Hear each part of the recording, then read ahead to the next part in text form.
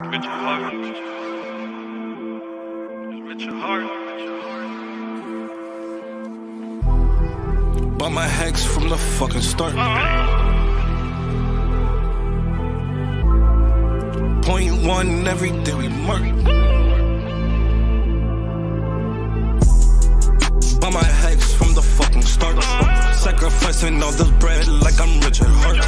Got paid on big payday and I had a hit restart. Now I'm checking on my pulse just to check my heart. Bought my hex from the fucking start. Sacrificing all this bread like I'm Richard Hart. Got paid on big payday and I had a hit restart. Now I'm checking on my pulse just to check my heart. Checking my MetaMask moving. Look at the hex, he is mooning.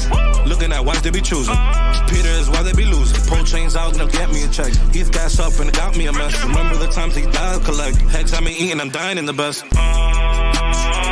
Getting this back like a year ago. Getting this pulsechain lingo. Swerving the ring like a Lambo.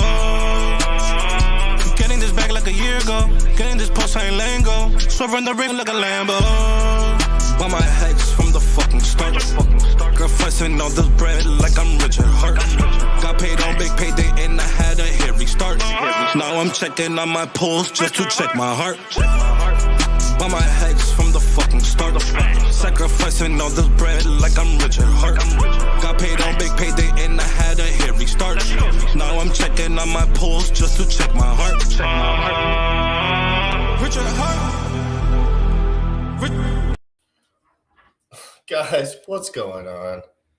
Your boy GRC, Sam Stolt, Hex in the morning, biceps up.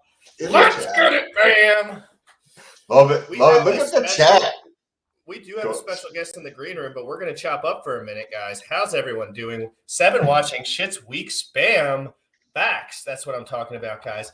We're getting in here early. Let me say hi to everyone so we can get it out of the way and say hi and be really good at what we do. Bit Finesse, one of the most amazing men in this world. He means everything to me. JK, I've never met him or had a conversation with him, but he's always in my chat. Crypto Compassion. How are you doing, dude? What a name. Like I say always, I'd love that sign on a shield behind your streaming setup if you have one, Crypto Compassion. Just saying. Another person that's always in supporting me, Hex Orca. Literally, it doesn't matter what people say about Hex Orca. He's a savage. He speaks his mind, and he has good thoughts about Alibaba. Stakes and apes. Stakes and apes. My man, this dude's the spam master. He gets his point across. This dude can get 50 retweets on any tweet he puts out. He gives away free NFTs like crazy. He's actually his whole goal for NFTs is to tell people that they're for fun only and you should buy Hex. That's what he does. Like he literally says, he literally goes and says, guys, these are for fun. This is for money too. Like a couple $100 here, a couple $100 there if you're a real big fan. But at the same time, when it comes to your long-term investing, NFTs you should never buy.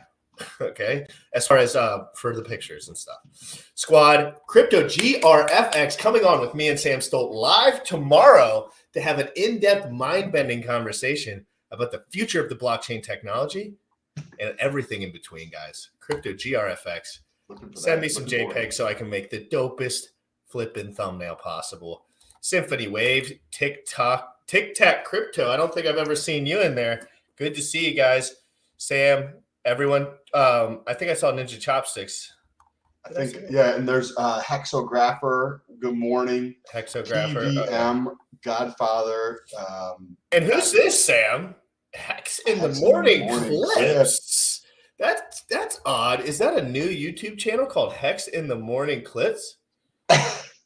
Probably. Yes, it is. So subscribe to that channel. All our clips will be uploaded on there. That's just going to be a place like a backup, I guess. Like, you know, like, yep. Because I heard more important than anything in YouTube, backup. That's what I heard. Always, if someone's telling you to make a backup or another channel, even if you don't want to push it hard, just do it. Because then when they do cancel you, and they will, Sam, you know that, Sam. I have a backup channel called Sam Stolt Clips or something. Yes, and we're doing things the right way. Guys, I have a really special guest here. A-Bit Hex, my first time ever meeting him. He is the world's greatest Hexican. You clip that right there. Let's go. What's good, guys? man? I think the audio connection is too bad. I cannot hear you at all. Let me try again. Give me 1 minute, okay? Yes, sir. Just come back. I'll see you whenever. Hey, that was a nice little clip, though. Hey, the greatest Hexagon in the world. Boom, he pops up on screen. Dang, that's TikTok viral. You see, guys, I'm social media savvy. I can just feel it everywhere, all over me. Just kidding. I'm a natural, they call me. Sam, what the hell are you doing? You've been going absolutely nuclear nobody can handle you right now. You're on your own wave. You're floating above air. You're making videos at a pace that no other human could possibly hold on to. How's it been the last 2 days? I have a feeling you're electrically excited. Dude, I am very excited. I've made a lot of content over the last 2 days. I'm working on getting it out. The pace at which I'm trying to put content out, I would like to accelerate over this coming quarter. So it's already, 3 videos a day of regular content, excluding YouTube Shorts, excluding TikTok, excluding Instagram, and excluding Hex in the morning. Correct, excluding that. Yeah. So I'm trying to really ramp everything up over this quarter and shift the focus of where most of the attention is that I have to being more on crypto, because that's something that's interesting to me. Now, as far versus as like the fitness. Hey, give me a thumbs up, A-Bit. Whenever you're ready. Dude, nice watch. Oh, look at the watch. That was cool. Nice. What's up, man? How are you doing? You're loud and clear. You're perfect. You have great definition. Nice. You guys are a little bit quiet because it's so loud here, so just speak up a little. I'm at Yes. the Crypto WorldCon here in Miami 2022, and T-Money got a booth here to represent the Hex community and also, of course, to make a little bit of noise for PulseCon 2022 in September 6 to 9. If you do not have tickets yet, go and buy your tickets, guys. Yes, guys. What's up with you guys? You're doing your show every single day. I've seen that. We are the new Amazing. Hexo. I'm doing my part. I'm a broke young man, and I want to stream every day, okay? I want to stream every day. That's what I want. That's how I want to contribute to the Hex community at this point in my life. So that's what we're doing over here. Amen. Nice to meet you. Thanks for coming on. How is the conference? What is the conference like? So people hear about these conferences, but a lot of people have never been to one. So can you explain how the conference is like laid out, what it is like to what is the value people are going to get by going to a conference like that? A really good question. Hi, Sam. Nice to meet you as well. I thought about this question just yesterday, because what is the value that I'm getting out coming to this conference? I'm paying $400 and I always have to evaluate, should I put it into Hex or should I go to a conference like this? I come here to represent the Hex community, and what I do is like a little field test to find out how much will the people love pulsechain. Because when I'm telling them, guys, you will have the biggest airdrop in crypto history coming in a couple of months, then they love it, and we only talk about that. So when you go to a conference like this, you will talk to a lot of different people with different coins. And guys, I do not know if we can learn anything from them. When they're telling me about their block sizes, about their projects, I'm just thinking, guys, we have solved this problem already. You guys have admin keys, we do not. You guys have this problem, we do not, right? So the value you get out of here is that you learn that all those other projects have a lot of problems and we fixed it. That's what my take on it. A-Bit's saying that we're on the cutting edge, guys. He's saying we're on the cutting edge and everyone else hasn't caught up yet. All that's there is marketing, and all we have to do is punch. We already have the product, guys. We already have the product. It's already there. Hex is the greatest product I've found personally in my life as far as creating passive income in my life. What is That's what I think too. A-Bit, what is, so I see behind your shoulder there, it says PulseCon, right? So I thought, right, and I bet a lot of people who are watching or who will watch this will think that PulseCon is Pulse exclusive, but you said that there's other coins there. So there are thousands of coins actually. Like, let me see here. Let's go and see a little bit of advertisement. Of course, the main thing is Hex, pulsex, and pulsechain, as you see here, right? But also, look at this, guys.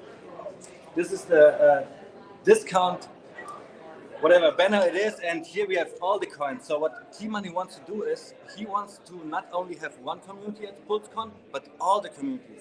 There you see Shiba, there you see KuCoin, you see Ethereum Classics, all the coins that we have pretty much on Ethereum, they are really interested in coming. And we have those coins here at the conference right now. and it's really interesting to see.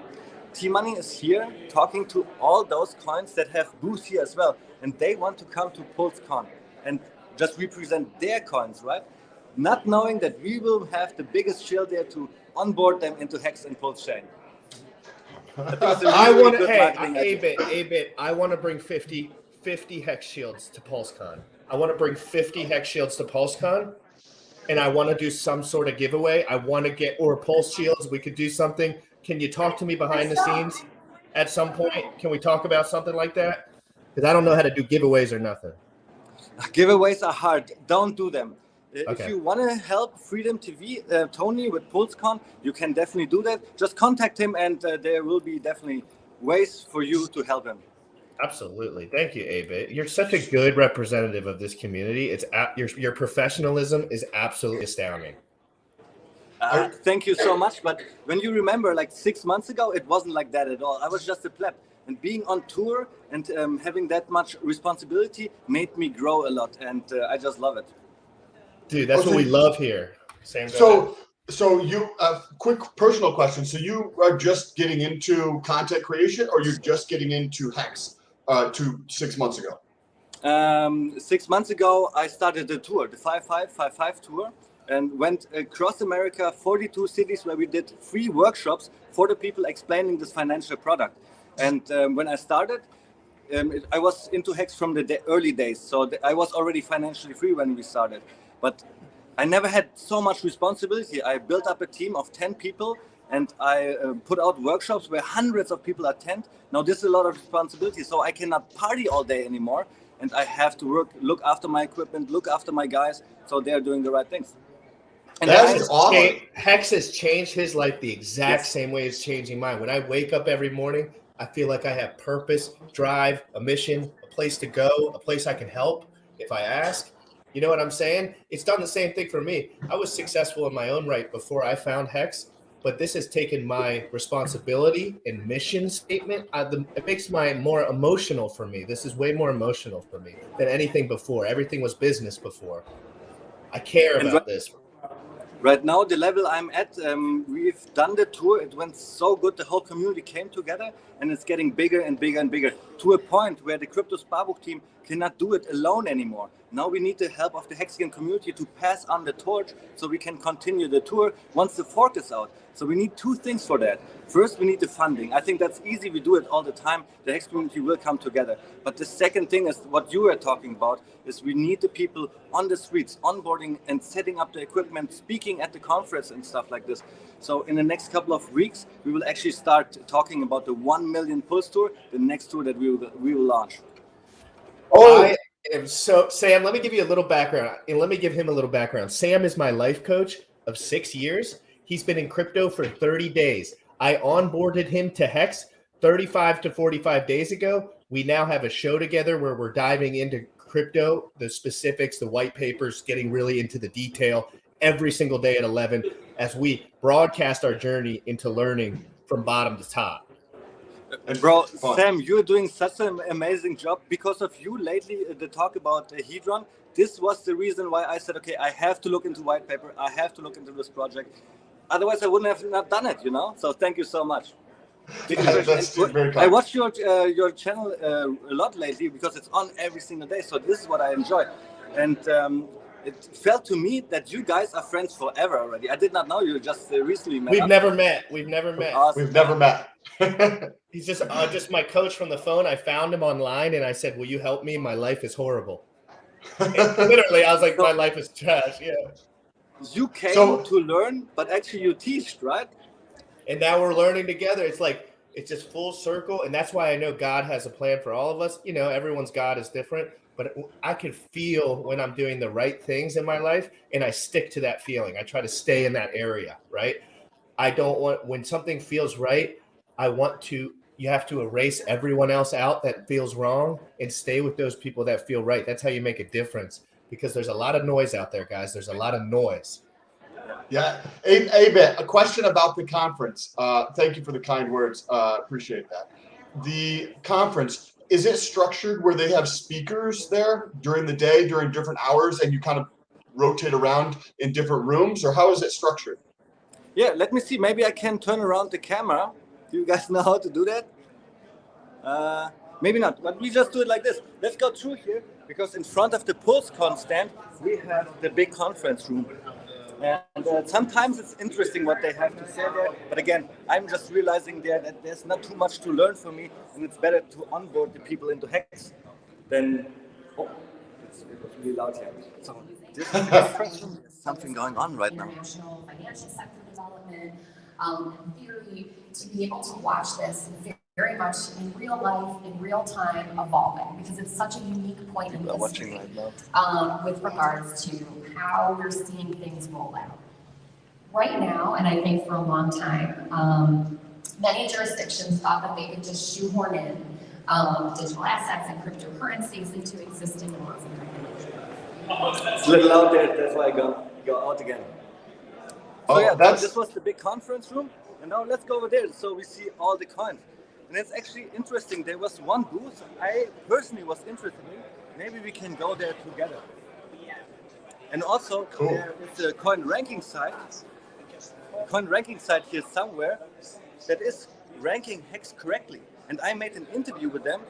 They told me all the shenanigans with CoinMarketCap, with Nomics. That's where they got their data from. That's where they saw, okay, something is going on with Hex. And then they looked into it. They got their data from Etherscan now, and now they list Hex correctly. I will soon share that video on YouTube. So you see, like, everybody has their booth. Everybody is interested in their own stuff to promote their own content. So these are all just community. This gives everyone a good idea of what crypto really is, the communities that are around. Educate the people into the right project without admin, without counterparty. And then during the day, they have fun events like people running around like a Hulk, or LED people, so you can take pictures with them. Oh, that's interesting. So I've unfortunately not seen the stand of Transact. You guys probably know Transact already because of the Staker app. There you can use Transact to buy Hex directly with your dollars, but it's not there yet. They need to figure out a little bit of their liquidity to make it actually good for Hexagons to buy Hex on the Staker app with Transact. I think you're muted. That's going to be an update to the Staker app? No, Transact is already in Staker app integrated, and you can buy Hex through Transact, but the fees are not too good, and also the slippage, I think it's not too good. So they're working on it.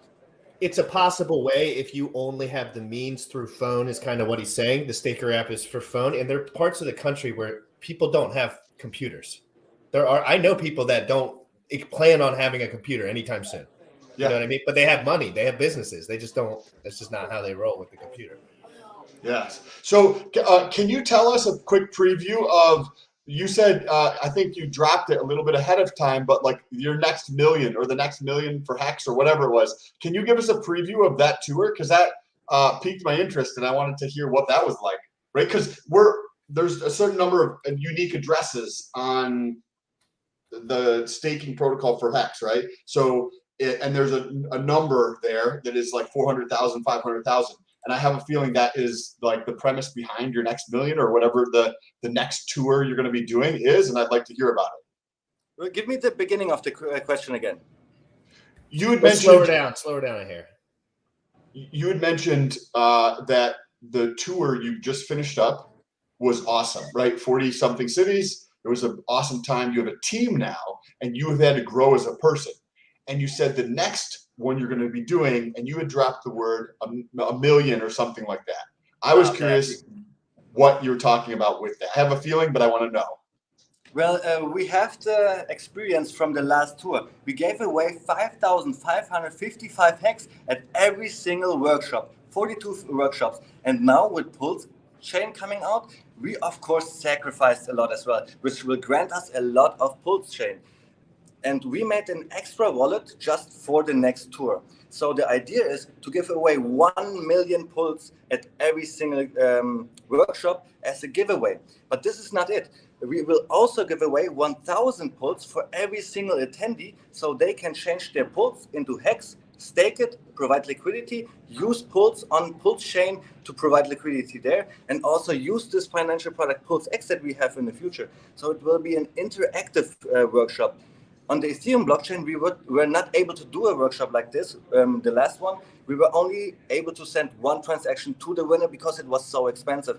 But in the future, we can actually use crypto on our workshop, and this is what we want to do with a 1 million Pulse tour. Oh my gosh, you guys are doing everything just for the user. It feels like everything in Hex, we were talking about the hive effect. It's a psychological phenomenon which everyone works together because they actually want to work together.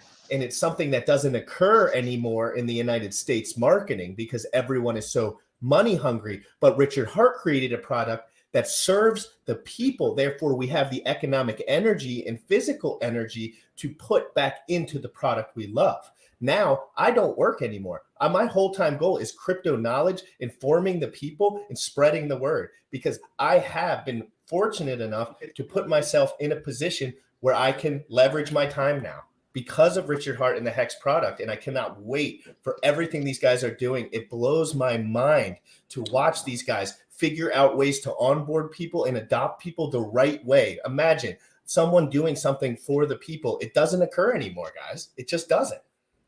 Because you were talking about marketing, have you seen the live stream of Richard Hart yesterday? There was somebody asking him a question, how did this Talladega or NASCAR thing come along? Are you interested in sponsoring more NASCAR in the future? And Richard Hart said, I do not like this kind of marketing, but of course the Hexicans, we are all decentralized. Everybody is just doing what their hobby is. And exactly that's what I'm doing too. I'm doing what my hobby is. And right now, my hobby is onboarding people into Hex. So I created the site pulsex.com where I want to do little fun projects when the next tour starts. So if you go there right now to pulsex.com, you will see that my last project I did was giving away 50,000 business cards to Hexicans at the Hex conference from Meli. And now what are the Hexicans doing? They're doing exactly what I told them to do, to pass out those business cards all over the world. And I think this direct marketing is exactly what Richard wants us to do. And this is what I will do with pulsex.com. That's awesome. I just pulled up your site, and it's got your car and you on the front of it, and the all those things that you've done throughout your trip. Probably. Do me a favor and go to Pumpamentals. We will find it up there. And those are like three pictures. Just read them out loud. It's funny. Okay. Projects on Hex Pump or pulsex.com are created by Abit Hex. Funds to kickstart a new project are provided by yourself. Funds sent to pulsex.com might make me smile. You shall not expect profit from the work of others. Click over. Projects on pulsex.com. Of my site. But where I want to go with that is it is really important for Crypto Sparbook and for me from the last tour that we did everything on the tour already. The budget was there, the planning was there. We showed the Hexican community, look, this is what we are doing. And then halfway through the tour, we said, look, guys, if you want to double tour, if you want to make this marketing of the Crypto Sparbook 555 tour bigger, now you can donate. So my point is, Hexicans, it's really important to never have expectation of the profit from the work of others. Always have your project done, maybe even fund it, and then present it to the community. That's a way more healthy way. Now, with the next tour, the 1 million Pulse tour, it will be a little bit different, even though I like this philosophy of funding it first. But the 1 million Pulse tour got so big that, or the tour in general got so big that the Crypto Sparbook team alone cannot handle it anymore. And we need, again, the Hex community to come together. And I'm hoping to do that with pulsex.com, where I can just coordinate the Hexicans, because this is, I think, the most important thing. How are you marketing that? Through like Facebook ads or Google ads? How are you, I mean, like just through the community, letting everybody you know that you talk to, and then that spreading organically, or a combination of all the above? So far, it's only being organically. I just created a Telegram group and the site, and now I'm trying to figure out myself what is the best project to do on this site. And I'm thinking printing out those business cards, let's say 50,000 pieces and putting them at the events every single time at every single workshop, because I know at those workshops the hexagons will come, and then I can just give them a full stack, you know, of business cards, and it's really easy for me to pass them out. And then it needs to have happen in a decentralized way as well, where every single person who got those cards will pass them out and maybe even create a video to send it to me, so we can scale even more. I love it. I love it. So this is what we were talking about yesterday. There's some stuff called, I think it's called Hive Theory. It's called it's called the Hive Theory, and we pulled it up yesterday, and it's actually a psychological phenomenon. You could pull it up, Sam, when everyone in a group actually is incentivized to work in the group as a whole, and it's a very rare circumstance, but when it happens, it's a beautiful thing, and it really creates. Let's look it up. This is something that I've talked to Crypto Kool-Aid as well. He's our game theory master. He's talking about spokes on a wheel. You are a spoke, I'm a spoke. We are all different spokes on one wheel working together and like rolling faster and faster and faster as more spokes as we get. So the term hive mind refers to, say, bees or ants, right? Refers to the apparent intelligence that emerges at the group level in some social insects or species, particularly insects like honeybees and ants. And it's how they're all working together, but like you want to do this tour where somebody else wants to talk to every single neighborhood, every single person in the neighborhood. Somebody else wants to do it in a different way. Somebody else, and bringing it together where everybody's on the same page as this is the objective, is to help all these people, help everybody, bring on more people. Adoption to pulse chain. Adoption to pulse chain. It's like, let's go. I think this is something interesting. How are these bees doing it? How can they communicate to each other what to do? And for us hexagons, we basically have the same thing. But luckily, we solved the problem through the hex code, through the smart contract. If you're using the smart contract, you are definitely doing the right thing. And you are in the interest of the whole hive, I think. Yeah, it's amazing stuff, guys. I'm so excited for 2022. Like, it's going to be the best year ever. Put all the money aside, put everything aside. Friendship, building businesses, growing together, learning how to be better people every single day, more efficient people. I like to tell people, if you learn how to learn today, you can do what you did in this year. I can do 3 years of work in one if I really put my mind to it, rather than just, kind of doing what it's a little bit of this, a little bit of that. No, I want to go all in. I'm a man, and I want to do my part to change the world if I can. You can, 100%. So go ahead. What do you think? When will the fork happen? Dude, I don't know, but I don't care. The longer, the better for me. I like to dollar cost average in. So I like longer is the better. People hate when I say that, but like, I don't give a shit. I like to wait and get my money and to put more into it. So I hope it goes to 5 cents, and I hope that I have more time to buy. What about you, Sam? What is your feeling? Is it rather short or long that it will happen? So as GRC was just mentioning, I just got into crypto in general in the last 45 days and hex specifically, but I was able to sacrifice for pulsex. Well, was not able to for pulse. From the information that I've learned in the little bit of time that I've been in the community, I've seen that Richard has mentioned it's going to be released soon, right? So if we think that he said this before and it didn't follow through, think of the time frames from Elon Musk, right? The things from Elon Musk are oh, it's going to be done in this year, we're going to achieve this, and then it's pushed back to the next year, right? So I see a little bit of that happening, but we also get the information that pulsex is done, pulsechain is done. The only things that are left, the sacrifice balances are messed up, right? Because people sacrifice coins that were not supposed to be sacrificed. So trying to do the right thing by helping those out and the details around that, and the rest of the things with the AMM bot, and trying to get that to be able to pull the liquidity from all the different liquidity providers from the copy. So in my thought process, I think that's a smaller problem to solve than pulsex and pulsechain, right? Because those are basically done. So we only have this third thing, and I think this third thing is a little bit smaller of a problem than those first two. So my intuition would say that it's probably relatively soon. And when I put that into context to what we see the behavior of Richard Hart. So there was a month period of time where there was no activity. So Richard Hart was not publishing a lot of content, right? And that was when I got in. GRC's like, oh, check out Richard Hart. So I was like, okay, cool. And he was posting videos. And then as soon as I started paying attention, he's not posting videos.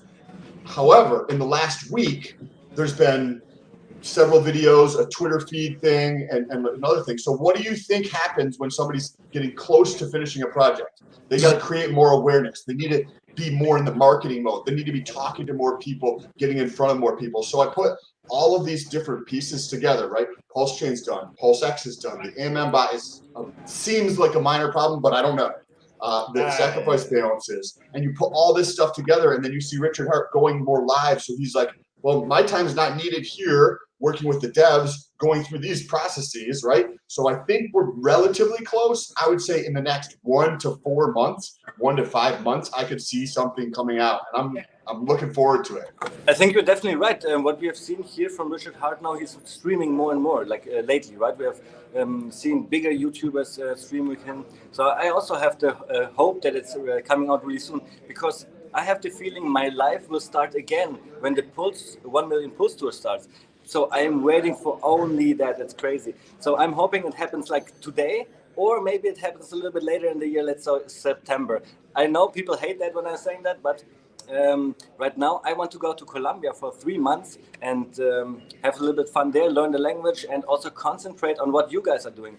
Learning about Pulse and pulsex, because I'm a newbie in those coins as well, right? I need to learn, everybody needs to learn this new ecosystem. Why? So we can teach it to the people. And Sam, you are doing an amazing job. You're even though you are so short in crypto, you already know those details of what Richard is talking, what he's needing to do. So I see you have done your research.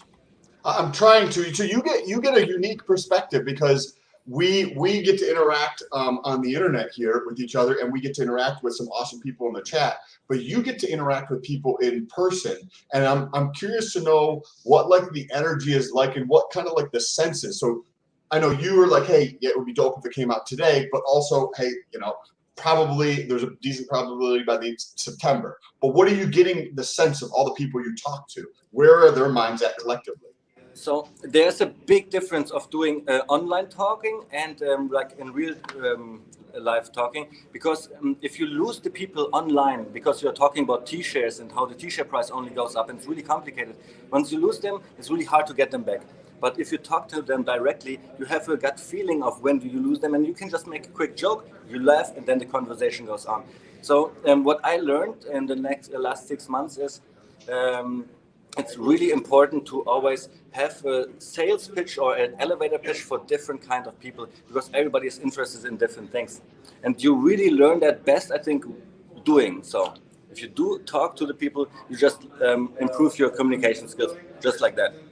So it's almost like in the sense where it's an objection, but now you've built up this repertoire of how to overcome that objection. Or in another way of looking at it, there's many different points of view, right? Like you have, you know, a person like me, right? Maybe more on the analytical side. You have somebody else that like just is like their family is everything. You have somebody else who business is everything. You have the mom, right? You have like a teenagers. You have like people who are retired, right? You have people that just want the collective good. And so with each one of those, that different segment of people, you have a different elevator pitch to get to them. And you've been able to learn that over the past like 6 months, going through like by just talking to so many people. Exactly. So every single time I'm just using a new phrase or I'm learning something new, then I use that with the people. And then I see, okay, what works and what does not work. And then I see myself improving on those phrases that I have, and they're getting better and better and better. I'm just able to better communicate them.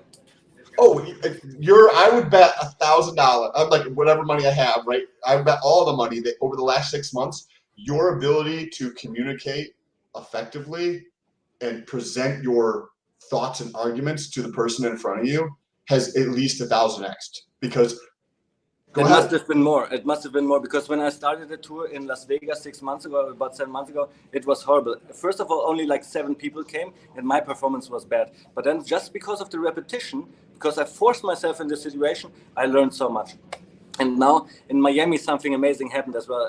I found a girl, and she's my girlfriend now. And since a couple of weeks ago, I'm actually thinking in German, because now I'm not traveling with my guys anymore, talking German all the time. Now I'm only talking and thinking in English, and that's amazing. Oh, Wow. so This so dude's now changing. Wow. I mean, you're changing at such a rapid speed. You probably have so much more introception about what's going on around you. I heard that when you learn all these new things, because I've never traveled and learned other languages. I go on surfing trips, but I've never learned the languages. Are you a better learner and communicator when you do dive into these other languages and cultures and actually immerse yourself? Do you become smarter? that's a good question. Well, Does it change you? It's a really hard question. I've been to Georgia where they speak Russian. I was really easy to adapt because I know a lot of Russian already. Then I was in Mexico, and I was also able to adapt there because I know Spanish from school. So yeah, I think I'm able to adapt in languages really easy because I'm just trying it out. You know, I did my Bachelor of Arts in Business Psychology, and they just have to learn a lot about psychology. And like one of the things that I like the most is learning languages. And maybe that's why I'm so interested in that. But actually, I think it's not that much learning the language. It's more just being in that culture and seeing how everything is going in this culture. Because I can tell you it's so different. Asia, Mexico, totally like a different world. And then America, the best of the best. So I just love it here. What are the peripheral effects? You know when you have like a rock and you throw it in a pond and you get the initial mark, but then it also has the ripples across the whole entire pond, right? When you go and you dive in and you're learning Russian or some other language, right? What are the peripheral effects in other languages or in other communication that you've been able to pull away, right? Because you see something from the Russian point of view, which now that you've just seen a different perspective, that allows you to grow in other ways because you've had an expanded point of view. And I'm curious, have you noticed any of those things for yourself? One thing that I notice is that I get more patient because in Mexico and Georgia, you know, those are really struggling countries and things are not going that well. So you just have to be patient because you want to go to a barber, they will cut it wrong. You want to go to the taxi somewhere, they will not treat you well and stuff like this. But yeah, no, I forgot where I want to go with this point. No, oh, that's cool. No, that's such an important point too, because I remember again. So what I recently just recognized when I go to all these events, like the Hex conference was the first time I realized that, or here, I'm getting really, really hyped up, and then I'm working in a different state. Like then my guys don't like me anymore because I'm so focused, and I'm just telling them really direct, you need to do this. You need to, like, you know, I'm just a little bit different then. But there, I think in this kind of mode, I'm working the best. So okay, so what you've noticed is that like as you've gone through, your ability to focus has like increased, or your like to go the really deep with your focus is greater. Is that what you're saying? When I'm in this moment, like a conference here, and I'm so hyped up, then I'm just able to multitask. I have the feeling, yeah. So like my guys, it's no bad thing on my guys, right? But they are not as hyped up. So I'm thinking I'm the perfect guy in front of the camera because I can do things really quick. Sometimes you need to just remove a jacket. And if I'm telling somebody to remove this jacket from my guys, they will walk really slow. So I just do it myself. Fuck it. No, I'm just saying, me and Sam could not relate to that more. I have a hard time trusting people in my businesses and in general because I wake up very early. I work 24/7. I don't miss anything. I'm never late for anything. And I eat properly and work out every day. And I feel bad when people are like, it's too much. And I'm like, if it's too much for you, like, I'll handle it. I don't expect everyone to be this way. I don't. I really don't. I wouldn't even want everyone to be this way. It would be very annoying. I like to be the leader. That's kind of the role that I am. And by leader, I'm saying I'm willing to do that stuff that's a little bit harder. I'm willing to act first. I'm willing to do the work when no one else is going to do it. But I will ask for help, obviously. But you know what I mean? Like, I'm willing to do it all. I am. But of course, everyone needs help in order to have a product that's better than the rest. 100%. So I have a selfish question that hopefully for the people who are in business who don't have a team around them, they can draw a lot of value from this. So I quit working for a bank, 3 years ish ago, and I do everything myself. And one of my goals for 2022 is to build out the team or build out the people around me to help me grow so that I can impact more people. And can you talk about what it was like? Because you went from 0 to 10 people, but in not, over the course of 6 years or 2 years, you went from 0 to 10 people and I'm sure there was other people along the way. In 1 year, 6 months. Luckily, yeah.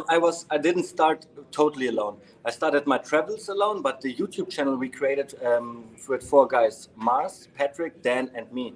And we are the Crypto Sparbuch team. Like, we started that channel about 1.5 years ago. Just my travels, I started alone, and then Patrick joined me. And then together we went to America, and we had this idea to just do the tour. And we were basically only 2 guys. And I said to Patrick every single day, I need my other 2 German friends here in America as well. And we worked on that. Because it's a big mindset shift to go from one country to another and just do work there. So Dan and Mars then later on came on the tour as well. And we realized really early that we cannot do it all alone, right? So the Hexicans, they came themselves, I have to say. Like Taylor, for example, he came to the first workshop, to the second, to the third, and he became a member of the team. Just like Kaylin, she came to the first workshop, just to the second workshop. Now she is the CEO of our LLC. So you see, everything is organically. And why is it like this? Because we were traveling together. Every single expense there was, like accommodation or food, was spent by the Crypto Sparbuch team. And of course, you cannot do it like this when you are in a business relationship. It only works like this, I think, when you're in a friend relationship. And the team that we built, they actually just found us, I guess. That's interesting. That's how it happened, Sam. I have to interject because he's so right. Don't let that go, Sam, because you're too analytical. You have to feel it sometimes. I'm telling you. When it comes to having a team, if your intentions are good, people will notice. They will notice that. They can feel it off of you. If your intentions are bad, people will flee from you. They will flee. Also, and when you have a good intention, people will stick to you, especially in the Hex community, because everyone's so mission-oriented, and you know what I mean. But look, Sam, also a different thing that what we are doing is we provide everything to our team, so they do not need to pay anything. So Sticker Guy is able to come here, and do you know what we pay them? We pay them magical internet money. We only give them Hex. That's all they receive. And most of them, they're staking it right away. It's crazy. That's what I would do. If someone gave me Hex, I'm staking it right away. It's just too much free money on the internet. And when you see Hex and you look at the explosiveness of the chart, you know we're in a miracle zone. If you know anything about Hex, this is one of the best times to buy, and probably maybe for the rest of the future potentially. The best time to buy was probably like 1 or 2 weeks ago. Why? Not only because of the price. Of course, the price was low as well, but also because of the T-share price, guys. Every single year, the T-share price goes up about 30%. So you will earn 30% more yield if you staked 1 year ago. Just saying. Okay, so so we had talked about Hex yesterday, and there was a question that I had, but also, can you talk about the T-share going up in price briefly, like for me to understand that fully? So let's try to use numbers here, because people love numbers. So I bought Hex really cheap, and I staked it right away. If I would have not staked it, I would made way less money. So let's use numbers. I bought Hex, let's say I had $1 million, right? So now 2 years later, I would have still $1 million if I would have not staked, right? Just not counting. Assuming the price stayed the same, yeah. Yeah, so if we would say there's the same price after 1 year, right?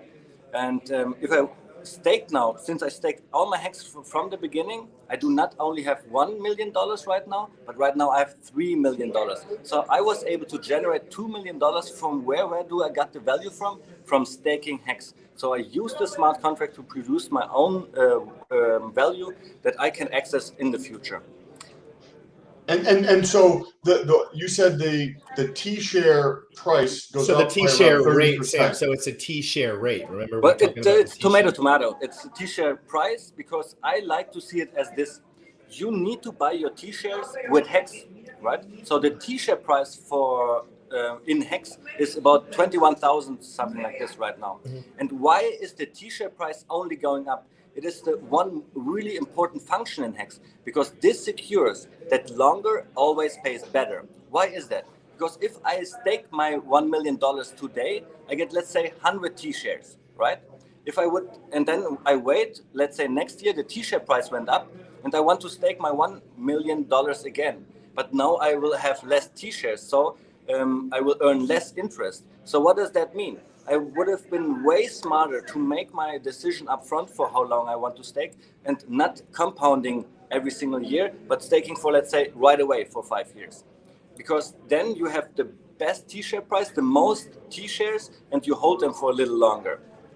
Sam, And we haven't that's looked at the T-share chart too much, but that's another chart that people look at. Let me very give you often. one more example, because the Crypto Spark guys, we were working on this one phrase for really, really long. And I think if you get this phrase right, you understand how the T-share price works. So when does the smart contract know when to move up the T-share price? The smart contract asks itself every single time when somebody stakes a stake, can this specific staker get more T-shares by restaking his principal plus interest for the same amount of time? If the answer is yes, this staker can restake and get more T-shares, now the smart contract needs to move up the T-share price accordingly, so this staker cannot get more T-shares than he had before, staking his principal plus interest for the same amount of time. Okay, This was the long version. That's No, that's amazing. That was perfect. Yeah, so that's a very Get a nice clip way of of that. putting that. Get a clip of that. I'm gonna paraphrase that in my own words just to make sure that I'm understanding that. So you're Sam, saying that do Go you know when I found out about this phrase, when I actually really put that phrase into my heart? I staked 2 years ago, and just recently one of my stakes came out, and I knew this stake had 1 T-share.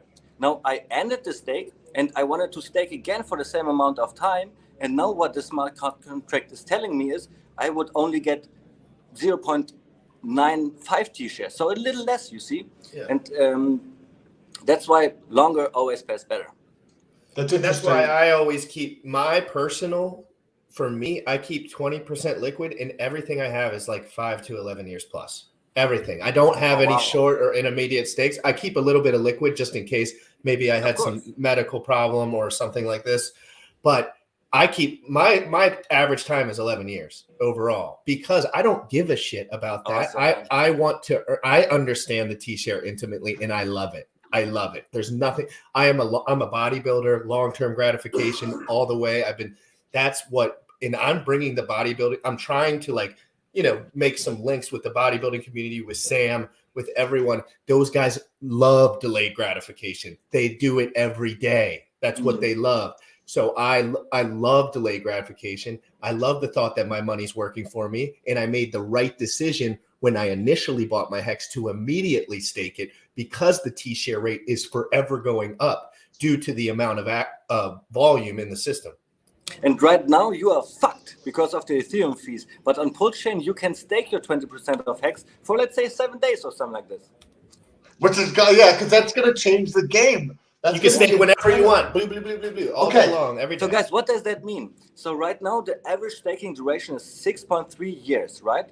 And I'm waiting for pulsechain to do what? On pulsechain, I will do a 5555 stake again. All the stakes that I'm doing now is only once a year a 5555 stake. And all the hexagons are doing the same. They're waiting for pulsechain to do their 5555 stake.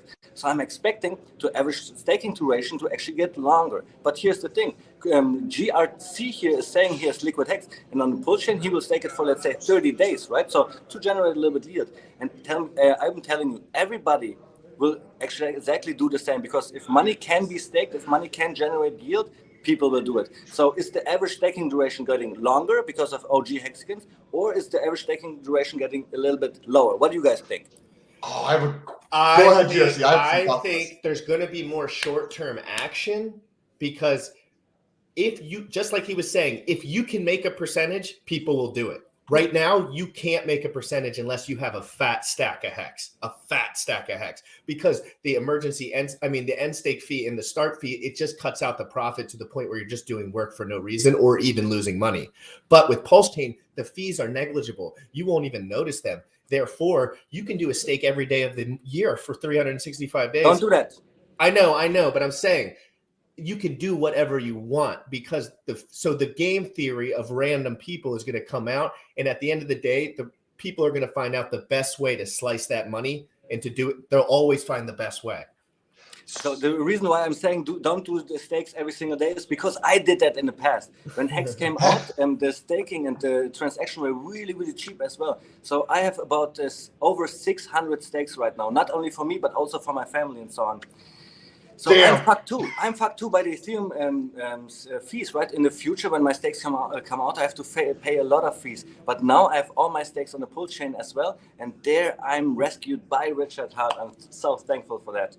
I have a question for you, and I also wanted to talk. I want to hear your a question on the technical details related to an end stake in terms of just clarity for myself, and then if you understand what Hex is, from my understanding, being 45 days in, and you understand the repo market. So I was in finance and accounting before this, right? So before starting my own business and stuff. And the repo market, the repurchase agreement market, is basically a very, very short-term market for borrowing and lending. And it's very, very, very tiny interest. What if, hypothetically, so legacy finance was wait a second, we could use this as the repo market. So if we need to instead of holding cash for 7 days, we want to earn a little bit of money, we could hold cash, we could use the repo market, or we could use Hex. Hex is going to provide the highest yield. So hypothetically, in terms of the question you just asked, is it going to be like a barbell where there's most of the there's a bunch of money at the end of 15 years, or is it going to be a bunch at the beginning, kind of like a barbell, how you have a weight at each end of it? Or is legacy going to come in and pull it towards the front end of it? Because the repo market is gigantic. And if some people start to use that and they start to earn alpha relative to their peers in the legacy finance world, they're going to talk to other people and bring people in. It's a hypothetical, but I'd love to hear your thoughts on that. And then also, what is the price? What is the total cost, and how is it figured out to end the stake after it's finished? So really long question. I do not understand the repo market too well, but you said that it's a short-term investment you're doing. The problem with that is that, yes, you can use Hex to generate yield, but in Hex, we are in a cryptocurrency market. We have drops of 90% occasionally, and I guess you do not want that. Once you told your customers you will get a little bit of yield in the future. Of course, they get the yield, but the yield is so much worth less. So I do not know if Hex works for the repo market. But I know how the average staking duration works. It is a weighted staking average duration. If a big whale comes in and stakes for 5555, this hires the average duration actually a little. But if I do a 5555 stake with my little money, that doesn't change the average duration a lot at all. So I think the OGs that will stake for 5555, they will use, of course, their big money to stake long, and this should actually make the average staking duration longer. But we have so many stakers by now that if everybody is doing short-term stakes, the average staking duration will go down. So why is that so important for me? My personal average duration with all the 600 stakes I have is about 6.9 years, right? And if this number now, the average staking duration goes down from the whole ecosystem, now I'm holding my T-shares for longer than the average. This means that I will generate more Hex than the average in the future. And this is why the average staking duration is so important. Interesting. So, because you're just basically going to earn yield for longer than somebody else, right? If you earn yield for 2 years and I earn it for a year, you're going to earn more than I will. Is that what you're saying? So this is the mindset I'm having. GRC and Sam, you guys are my friends, but still, it is a war on T-shares out there because the T-share price is only getting higher. So my position in the Staker App League, I want to not only defend that, but actually I want to get higher. How do I do that? Because I do not have a job. I do not have money in order to buy Hex, in order to stake it, to get more T-shares, in order to climb up the ladder. I cannot do that. You guys can do that because you have a job. I can only do one thing. When my stakes are coming out, I can now look how many T-shares did I had before and how long can I stake out for longer so I get even more T-shares. Because hey, remember, Hex is only 2 years old. The stakes that I'm ending now for 2 years. I could restake them for 2 years and get almost the same amount of t-shirts, but I can do something even better. I can use my 2-year stake and stake it, and then restake it for 5,555. And now I'm even getting more t-shirts than I had before, and I'm climbing the ladder, even though I'm not putting in more money, because I cannot even earn that much money that I would have to stake. Okay, got that. It generates enough for you to, with the principal from some of these stakes, where you can actually restake and get more with the actual same stake if you add the principal. But generally, it goes down. The rate goes down a little bit depending on how much action and how long the stake is in the system. Well, it'll always go down a little bit, but if you wait longer and it's longer, like the rate will be so much different. When I started buying Hex, it was 13 or it was 12,000 Hex per T-share, when A-Bit was probably 60 cents per T-share. So, I do not like to talk about the T-share in dollar terms. I always talk about how much is the T-share price in Hex terms, because then it's relatable. When the Hex, on the first day of Hex, the T-share price was 10,000 Hex per 1 T-share. And then in the launch phase, the T-share price went up really slow to only 11,000. So 1 year later, the T-share price was 11,000. But then we had the big payday. On the big payday, a lot of stakes were made, a lot of T-shares were produced, and then a couple of days later, all those stakes were ended. Those stakes were only made for the big payday, and then the T-share price, because of this action, went up to 16,000. And from there on, it went slowly up. And so now, what? Go ahead. Sorry, I want to know what pretty drives much it. closing, and now we are 21,000 T-share price. And from what we have calculated, it's a dynamic system, because so we cannot calculate it that good, but we can just make estimates. From 1 year to another, the T-share price will go up about 30% every single year. So if it's, so what you're saying is it's currently about 21,000 Hex per single T-share, correct? Yeah. Yes, sir.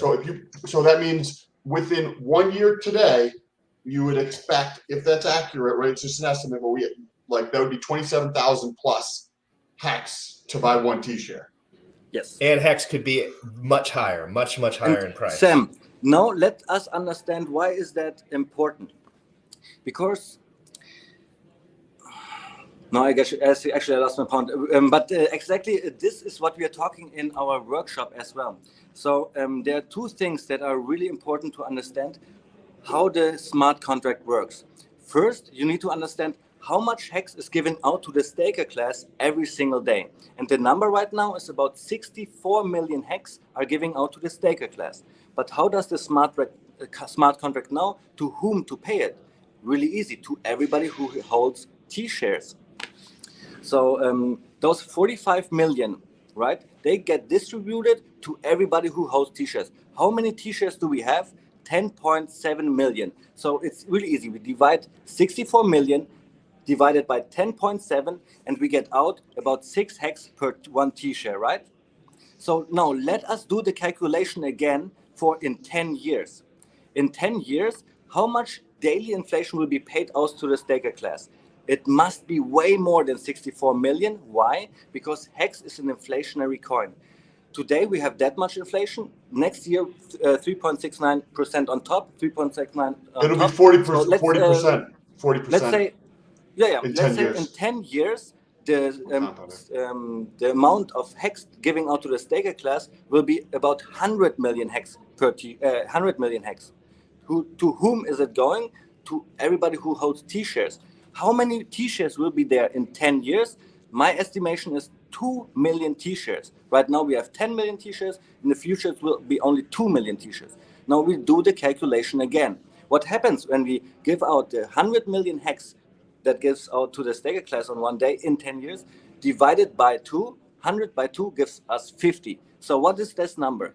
In 10 years, we will earn 50 Hex per 1 T-share in the future. And so why am I able to do this calculation? Because I know math. 2 plus 2 is 4. It doesn't matter if you like me or not. I know exactly that if you multiply a number by 3.69% every single year, this number must be bigger in 10 years. So that's why I said the number 100.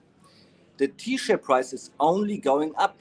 if you restake for longer, of course, then you get more T-shares. But what we have seen is that we are having a declining number of T-shares right now. And our projection is seriously having 2 million T-shares in about 10 years. You see, there we need a little bit of projection. We only know that the T-share price is going up, but we can make this projection. Now, 100 divided by 2, 50. You can even make the calculation for 15 years, and then it's even more insane. If you know and want to learn everything about the calculation on T-shares, watch the power of T-shares on the Crypto Sparbook channel. We made 2 different versions, and there you go really through every single thing, going deep down the rabbit hole. Okay, because that would be good. I'm like in my own world most of the time. I don't consume a lot of content other than like the awesome people that I get to interact with here. This one is really special content for sure. I just wrote it down. Question on that. So the number of T-shares, this is brand new to me, and GRC may have already known this. So the total number of T-shares started at a certain amount and decreases over time? Well, it started out at 0. On the first day of Hex, there was no Hex staked. And that's why there were 0 T-shares. There were no T-shares needed because on the first day, no Hex was given out to the staker class. And then during the launch phase, more and more people staked their Hex, right? More Hex was produced, given out to the stakers, and more Hex was staked. So let's not count for the launch phase, because Hex was not built for the launch phase. Hex was built for after the launch phase. And oh man, what was the question again? The T-shares coming down over time. Oh yeah, exactly. So after the launch phase, we had about 10.5 million T-shares, and we said with Patrick that the number of T-shares will go up a little bit to maybe 11, and from there on it will decline because it will be harder and harder. Because after the big payday, we saw the T-share prices going up faster now. Remember, in the launch phase, it went up from 10,000 to 11,000, really, really slow. But then after the big payday, now we realize the T-share price is going up 30% every single year. And that's why it will be harder and harder to accumulate T-shares in the future, just because the price is going up. And that's why we can estimate how many T-shares will be there in the future. Patrick and I already made the statement that we have the T-shares here right now. It will go up a little bit, and then from there on, it will only go down. And this was correct what we said. Why? Because we are understanding the math. The staking ratio is important, and also how many people are the staking ratio and how long the people are staking. And this is what we really looked into a lot. So where does the issuance of like T-shares come from then? Why do you have this like this bell-shaped curve that you're talking about? It's not really a bell-shaped curve, because a bell curve would start down here and go up. T-shares. Isn't what you said? You started at 0, we went up. Now we're gonna have a fat tail on one side. You're right. But I've never seen the chart from 0, because like the launch phase, we have never looked too much into that, because Hex was built for after the launch phase. But yeah, you are right. Actually, it started from 0. Then like in this 1 year, it goes up like this to 10 years, and then it goes slowly and then down. But I think the other side of this curve does not look like the bell curve. It will look slowly, almost linear. But what causes that? I don't understand why. I don't understand why the T-shares went up and then they're coming down. I'm missing no, something. It's the number of T-shares in existence.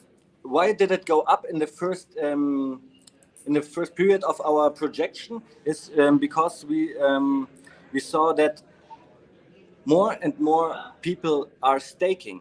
All right. If more and more people are staking, the number of T-shares are going up. And then we saw, okay, now pretty much like this limit is reached, and people are staking still.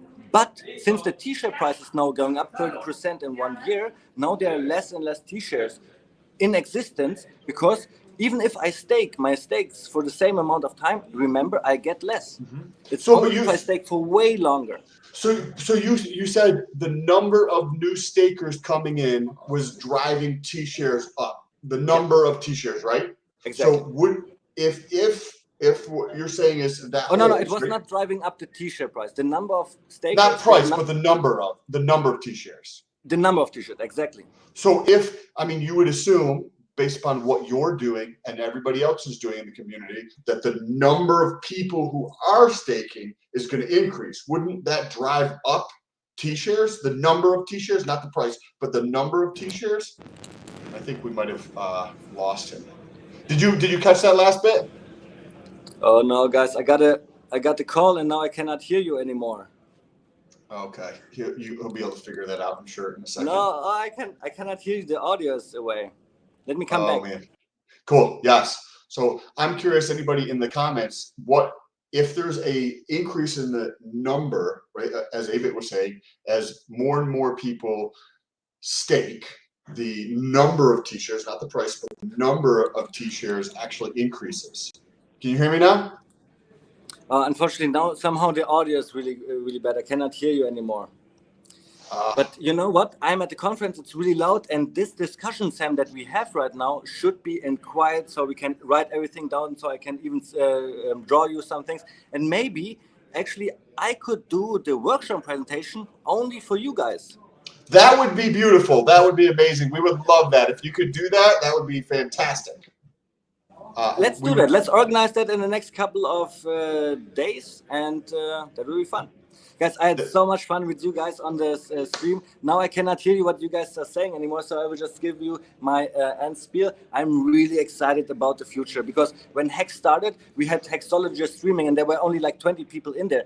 But now pulsechain is coming out. And what I see in the Telegram chat, so many thousands of people being in the chats, being already streaming like you about pulsechain, other streamers talking about pulsechain. We have a network, we have a community now for this next coin, and this will be amazing. How many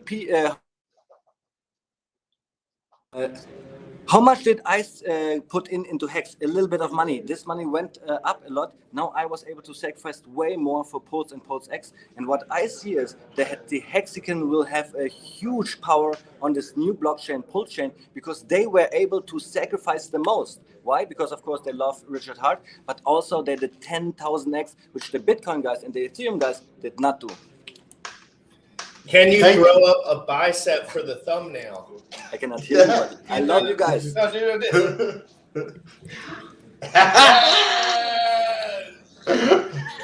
Hey, I love you guys. See you soon. Yes, yeah, love you too.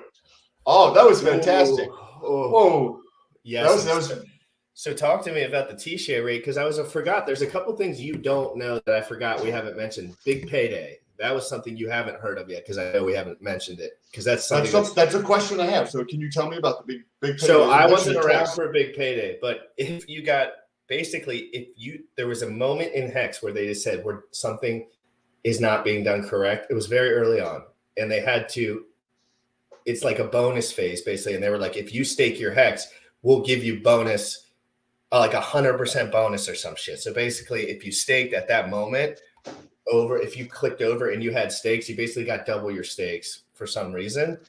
But we got to look deeper into that for exactly why. Anyone in the comments, real quick, a quick explanation of why big payday occurred and what was the reason. I don't really know the reason. I know it occurred, but I don't know the reason. So kind of clarify me on that transition. Why did Richard Hart decide to do that? Why did that happen? How did it happen? Or was that designed from the beginning?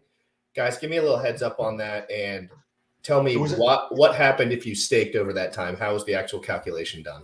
Orca said it was just a mechanism to spur the origin of the new circulation from inflation. So it's probably like a kickstarting thing. Maybe it was programmed there, maybe it wasn't programmed there. So anyways, they got a ridiculous amount of inflation is what you're saying. Redonkulous, like absolutely bonkers. Like everyone who staked then is just. So what causes the number of T-shares to increase? The amount of, like, what do you mean? The amount of T-shares is always the same, I think. Well, he said it's changed multiple times. No, the Hex per T-share rate. No, just the number of T-shares. I don't know. Why does the number of hey Wales, you want to come on here for 30 and kind of gab with us about at the end of these? I've got 20 minutes, Wales. So if you want to come on for 20 minutes. 20 minutes, Wales. And then I have a couple other questions for you, Wales. If you're busy, dude, I know it's Saturday, please. If you're busy, don't come in. But I know you'll answer these questions a little more directly. And since we're on stream and I'll be getting clips, I'd like to not absolutely embarrass myself. 100. So Wales does say BPD was All right, let me see. The rest of the coins. Big Payday was to distribute the rest of the coins that the BTC free claimers did not claim. So I guess there was a fixed amount of hex to be claimed from BTC. Thank you, Whales. You are the absolute fucking. We're trying not to curse as much on this channel because it doesn't make it better. Which ended up being 30% increase in supply given to stakers. The longer stake, the better. So yes, it was a mechanism because I guess a lot of the hex did not get free claim, but there was a fixed amount of hex to be free claimed from Bitcoin because we are still kind of diving into that concept as we go back in time because we weren't around at that moment. So is it just I want to know you still want to know about the T-share rate? The number of T-shares. Like, guys, the number of T-shares in existence. I thought T-share just means a trillion share. So I really think that it's just a trillion share of the whole pie. But he was just saying the number of T-shares drops. Well, let's talk, guys. Come on. Give me a little love. Let's see. Aaron Davidson. What's a smart minimum to stay hex? Depends on what your goals are. Really, that's way too multifactorial. If you have $1 million, $100 million, $1,000, $100 is 100% different. If you're brand new, like I just put mine out for 15 years, but I just did a tiny little bit like out for 15 years, right? But you got that T-share rate that you'll never get again. Correct. Which is the incentive to do it now. Hey, thank you so much, Whales. You're the absolute goat, absolute animal, absolute OPSEC animal. Thank you. Thank you, of course. Okay, he also says here in the comments, so let's read his couple before that. Whales only, the longer comment. Oh, okay. T-shares are made when people stake hex. The amount of T-shares are dependent on the existing stakes in the system. So yeah, Sam, I'm assuming imagine if half the people took out their stakes right now, right? Then there would be T-shares are made when people stake hex. The amount of T-shares are dependent on the existing stakes in the system. Yeah, I understand that, but I guess we're just saying, does the T-share rate? I think there might be a little verbiage kind of messing up, but I'm not sure. The number, can you pull that question, leave it up there for 1 second? So T-shares are made when people stake hex, right? So if there's a tremendous amount of increase in demand, right, then more T-shares would be made. Is that my understanding of Will's comment here? The amount of T-shares are dependent on existing stakes in the system. So is there a place on Hex that I can read that? Hex.vision. Go to Hex.vision. This will be the website I forgot to mention to you, actually. This is only a Hex website. Okay, let me pull this up and then I'll show you. It's like a whole it's a different kind of website. I don't know how to explain it, but it's a really, really, really, really good. Lots of functionality to it. Good morning, Ninja Chopsticks. Good to see you. So this here, you can pretty much figure out everything if you're Sam, because I think this website is the best stat website that Hex has to offer. But I'm not sure about that, guys. But keep looking into it for a second. Please just I'd like you to look through it. I think you're going to find what you're looking for right away. Okay, so I think you did share this with me, but I haven't been back on here. So I'll have to definitely dive more into this. This is fascinating. Yeah, every stat, you can see when every stake ends. So right there above you, all those lines, that's the stake ends over time. So there's dates associated with each one of those lines, and it shows you the volume and everything. So when you're picking your stake, you might want to pick it in a space where T-share rate and T-shares in the system are two different things. Yeah, Sam, that's where I think we're kind of getting. And Sam, you might be a little more ahead than I am. So that's this is the T-share price the T-share rate confusion again. God, fuck me. Yeah. So well let's get it clear. Who's going to come on? Let's get it fucking clear. His questions. Who's going to come on for 10 minutes to answer his questions? Orca, are you there? Orca. COTG. It says something here. A detailed comment. Yeah, I'll get it. Want to go through that? The T-share rate ratchets up when someone ends a stake. Yeah, so that's when the T-share rate ratchets up, Sam. When someone so they can't restake and get a better rate. Okay. Yep. Remember that. Yep. If they were to stake for the same amount of time and get the same amount of T-share, the system says no, and the ratchets up the hex T-share price. So yes, like you can't restake and get the same amount of T-shares. You can understand that wouldn't make sense, right? Because you can't Correct. So you'd have to be ratcheting down because there has to be value there, or you have to lose value over time because it's a time lock. Yes. So And that's the whole system. This is the most craziest system I've ever seen as far as this. Isn't this pretty wild though that he came up with this shit? This is it's very interesting. It is crazy. Like It's a lot. It just proves to me that we know so little. Like we need to learn so much about, because I want to know what Richard Hart knows. Like, you know what I mean? Like really knows. Like when he's talking to his buddies, like what do they fucking talk about? You know what I mean? Like what are they diving into on the side? Yeah. Like what? Sam, imagine if he would just like full on interview, no media, no anything. You could just ask him whatever. I would love that. Richard, I will come to your castle and interview you.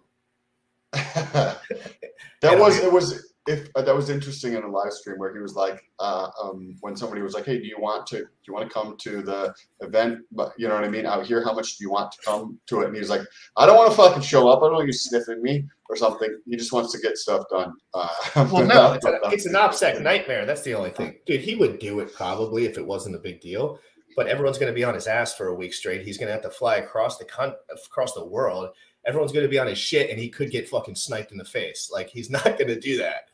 Why would he do that? Like, it's just a freaking risk. He's basically saying, you know what? All my life's work has been great. Let me go into the public and maybe die. Well, that's definitely possible, but there's definitely more things to get done. And he says it. He's like, why can't we do it from here? Like, I'll just jump on stream. And it's easier to get stuff done when you have like some type of like pattern or sequence of how you do things. I'm more effective at that, getting into a pattern of like how I do my day versus when I Hexicans will own. He's already told us that Hexicans will own everything one day. He tells us that. He's like, if half the people ended their stakes today, the daily payout per T-share would double. That so means if there's less stakes, the amount of hex you earn per T-share would increase per day in that day. Daily payout. Look at that word, daily payout. You get paid hex every day at 8 p.m. in where I live. Yeah. So like the so he's saying that day, if half the people ended their stake today, that day we would get more hex per every T-share we had during the payout, and then the next day it would change. That's how it that's how the system ratchets. That's how the money gets distributed. Well, you're saying when there's bonuses. So when he says he's using the word daily, it's not daily. It's just a single payout, even though it says daily. Well, no, it is daily payout. It's every day at 8 o'clock. So anything that happens within 8 to 8. Daily, as in one day, not as in daily of a sequence over time. Yes, exactly. Okay. Gotcha. You're so smart, Sam. Thank God. I'm just asking lots of questions. I'm printing $100 in Hedron every day. Yo, I got someone to come on. Perfect. You got 10 minutes, 15 minutes of questions? Yes. Okay, I'm printing $100 in Hedron every day. I have never had to sell a woman's shoes again. Oh, that's so good. I love that. Al Bundy, congratulations. That's amazing. $100 a day, $3,000 a month. You are making 36 grand a year just with your Hedron. And I mean, almost anybody can live off of $36,000 a year. Bitfinesse is a very respected member of this community. I don't know anything about him. I'd love to meet him. And he's coming on real quick to answer some of Sam's questions. I would like to know a little, just in Bitfinesse, when you come on, give us a 1 minute tidbit about yourself, and then he'll ask the question just so we can have some reference. Yes. So thanks, Bitfinesse. We've seen you in the comments a bunch of times. And thanks everybody else. Sam, I need you today to give me an hour of your time or 30 minutes of your time because I have to set up your stream. Yeah. Well, are you getting off after I get off, or are you gonna be? I'll probably I'll think about it. Why don't you call me? Why don't you just call me? Like the actual phone. Don't send me a message because I might not see it. Set it over to the side and I turn it upside down so I don't look at my phone. So call me so that I can get your that I'll see it basically. Guys, in the flesh, we have a flexor, biceps in the chat. Oh, Bitfinesse. Let's Yes! Yes. Let's go, baby. How you doing, Big Finesse? What's Hey, up, my what's guy? going on, boys? Working my ass off, you know. You're the man, dude. You're crushing it. Hey, so you guys got a question about t-shirts, huh? What's up, Sam? Good to meet you, man. You're killing it, bro. Dude, everybody loves you. Thank you. You said some wrong Okay. shit on a stream a couple days ago, and I was looking through the comments after the video posted. Nobody mentioned it. Everybody likes you, man. Everyone knows Sam. he's new. Everyone knows he's new. That's our whole like shield. We're just like, hey, we're new. Don't fight us. Like, get away. You know, anytime we slip up, I'm like, oh, we're new guys. Don't worry. You can't say anything about it. They're like, fuck. Yeah. Yeah. If they're good guys, you can't say shit. Yeah, you're right. So Sam, lay it on him. Well, Bit Finesse, you want to give us a 30-second preview of like where you came into the ecosystem, how long you've been in, and your experience, real quick? Yeah, I came into Hex on day 2. I was following Richard Hart since his Roger Ver debate. I came for the keyboard reviews. That kind of hooked me. Watched all Richard's videos, and I was here for Hex. Got in on day 2, made a few stakes, and from January until like March, I got too busy. I was in the oil field. That got rocky, so I came back to my old job. So from January to maybe May, I didn't buy any Hex. That was my biggest mistake.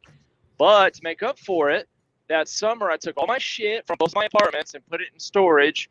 Put everything in storage. It's not a tool or a weapon. And I went back over the road. Now I live out of my tanker. Save max. My bills are $450 a month. It's insane. Wow. And I put all my money into crypto, and I've been putting all of my money into crypto for 2 years, like hard. Now my cousins and I have our hands around the neck of the company we work for. We've seized power and control. Now we're reutilizing underdeployed resources to liven up cash streams that we control, so we can buy more assets that we control, so we can build our company, so that we can buy crypto after we're retired. Then we can retire. So we're grinding it out. Basically, Bit Finesse is flexing on everyone all day long. Yes. Flex on. These bags are heavy, boys. These bags are heavy. Yes, Sam, lay a question on him about the t-shirt first payday or anything. First of all, don't rip your sweatshirt there, right? Because then you got to spend money on it. So I don't want you to flex and rip your shirt. So be careful there when you're driving. Also, anybody driving down the street might get distracted while you're doing that. So be careful of that. But I do have a question for you. Yes. How are T-shares, the number, not the price, but what is the number of T-shares, and how is that like going up? How is it going down? Well, I understand how it's going down now, but why was it going up? Is it just because of the bonus from the BTC claimers that did not claim, and that's what caused it to go up, and then perpetually for the rest of the time it's going to go down? Or is there some sequence of events that could happen that could drive the number of T-shares to increase? Okay, so the number of T-shares in existence goes up when someone stakes Hex. So in the early days, like, remember A-Bit when he was on, he said he only likes to talk about Hex in terms of Hex. That's because you're going from digital to digital. You're keeping everything within the capabilities of the smart contract. In this instance, we have to talk about price. I'll get to that in a second. The number of T-shares in existence is 100% dependent on how many people stake Hex and for how long they stake, right? If you stake 10 years, you get 3 times the T-shares over staking 1 year, right? So in the early days, the price of Hex was so small that people were able to scoop up a lot of T-shares, not only because the T-share rate was at its beginning, right? But also because the price of Hex was so small. So you've got 2 things working in tandem here that ratchets up price. Number one, you have this thing where every time someone ends a stake, like A-Bit was saying, the smart contract says, hey, could this guy right now, if he restakes that principal and all that money he just minted out of thin air, if this guy stakes all that for the same amount of time, will he have the same amount of T-shares? If so, the smart contract, when it updates the next day, it makes it so that you have to have more Hex to get those same amount of T-shares. That's what drives up the number of Hex required to get a T-share. This is called a T-share rate. This is called the T-share rate, is how many hex you got to lock up to get a T-share. And it's cut down to a third if you stake the max length, right? So the other thing we have to consider is the T-share price. And people get this confused. So you got the T-share rate, how many hex required to lock up to get a full T-share. And you have the T-share price, which is how much money you have to spend to acquire that number of hex to get that T-share. So as the price of hex goes up, it becomes exponentially harder to get a T-share because, number one, it costs more hex. You got to stake more hex because of the ratcheting T-share rate. But generally, hex goes up way more than it goes down. So it's more expensive to get that hex. So as those two things ratchet, people just don't have all the money in the world. So So we say, a T-shirt used to cost 60 cents, and then it costs $10,000. It's around $3,000 or $4,000, $5,000 now, or somewhere in there. But that's how the price can go up. The number of T-shirts can go up and then come back down because as those two things ratchet, $1,000 investment is only going to buy you a fraction of a T-shirt.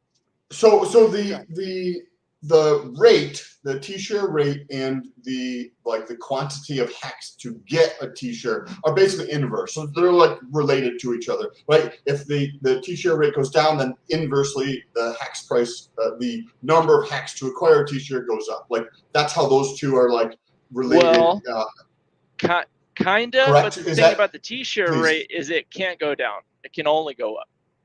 It's programmed. It's programmed. So what is go that? up. But where you had mentioned the number of T-shares increases with the number of stakers. So can the quantity? Hex they stake. Yeah. Pardon? It increases with the number of hex they stake, right? And as the price of hex goes up and the number of hex that you need to stake to get a T-share, as those things go up so much, $1,000 investment it buys you less and less of a T-share. So that's why the number of T-shares in existence start to come back down, because as people keep on investing or whatever, they can't buy as many T-shares because the price goes up so exponentially.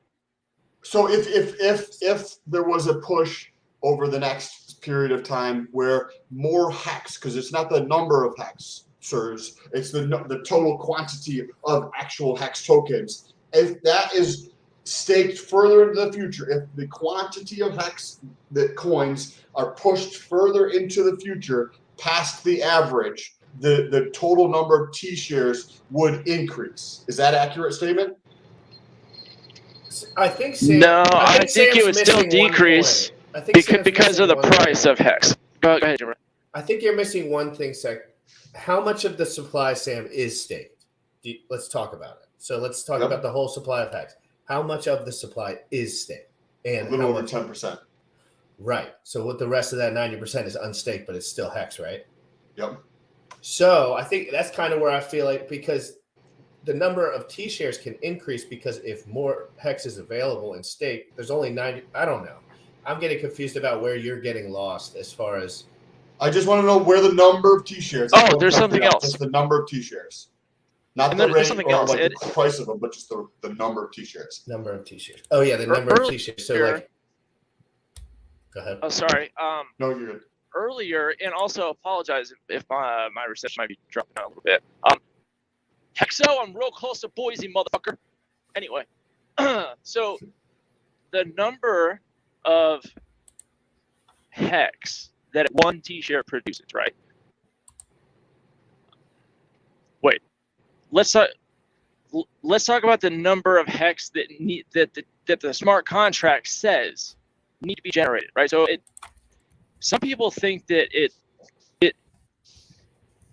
have a lot of new people in the community, so for a lot of people, it's questionable where the smart contract is pulling like the total supply data, the number that it needs to multiply by 3.69, right?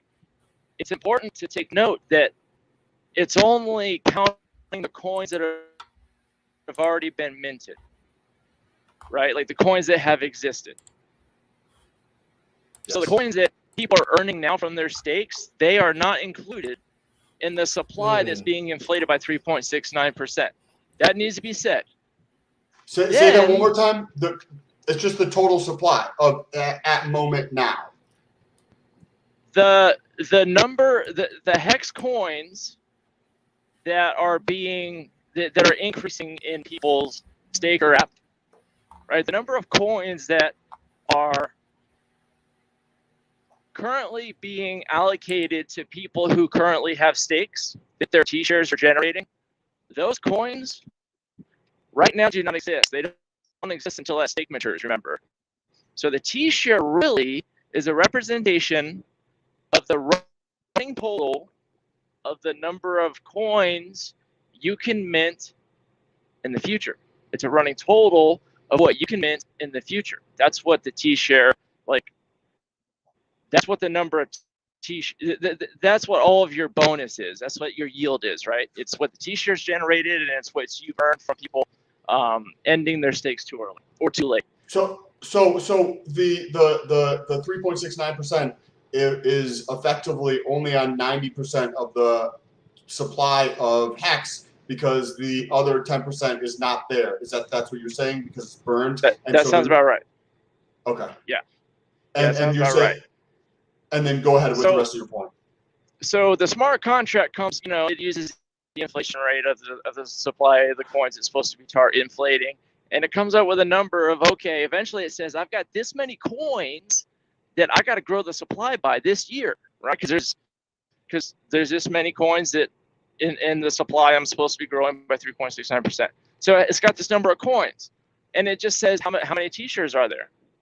Okay, this number of T-shares. It just divides those coins by those T-shares. So it's spreading. It is spreading those coins out to the T-shares evenly. To the T-shares evenly, and that's fair for the new guys, because it sounds like new guys are getting screwed, right?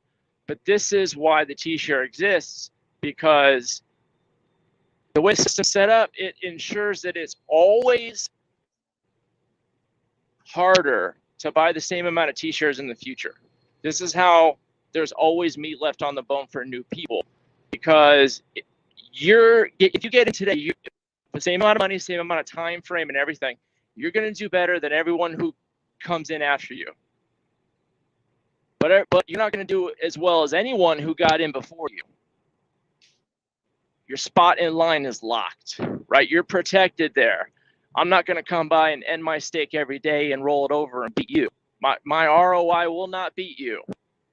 It kills those guys. So it's just a number of coins that need to be created, divided by the T-shares that exist, and that's it. And that's how you get the number of T-share payout per day.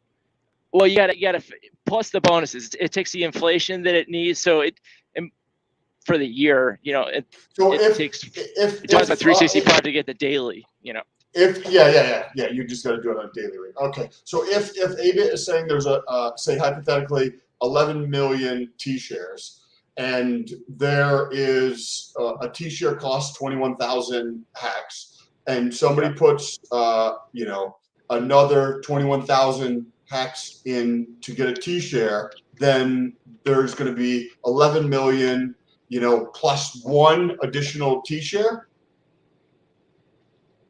and that's the very, like, that's what I'm trying to understand. Could you see that middle part again? If Yep. So plus 21,000 hex.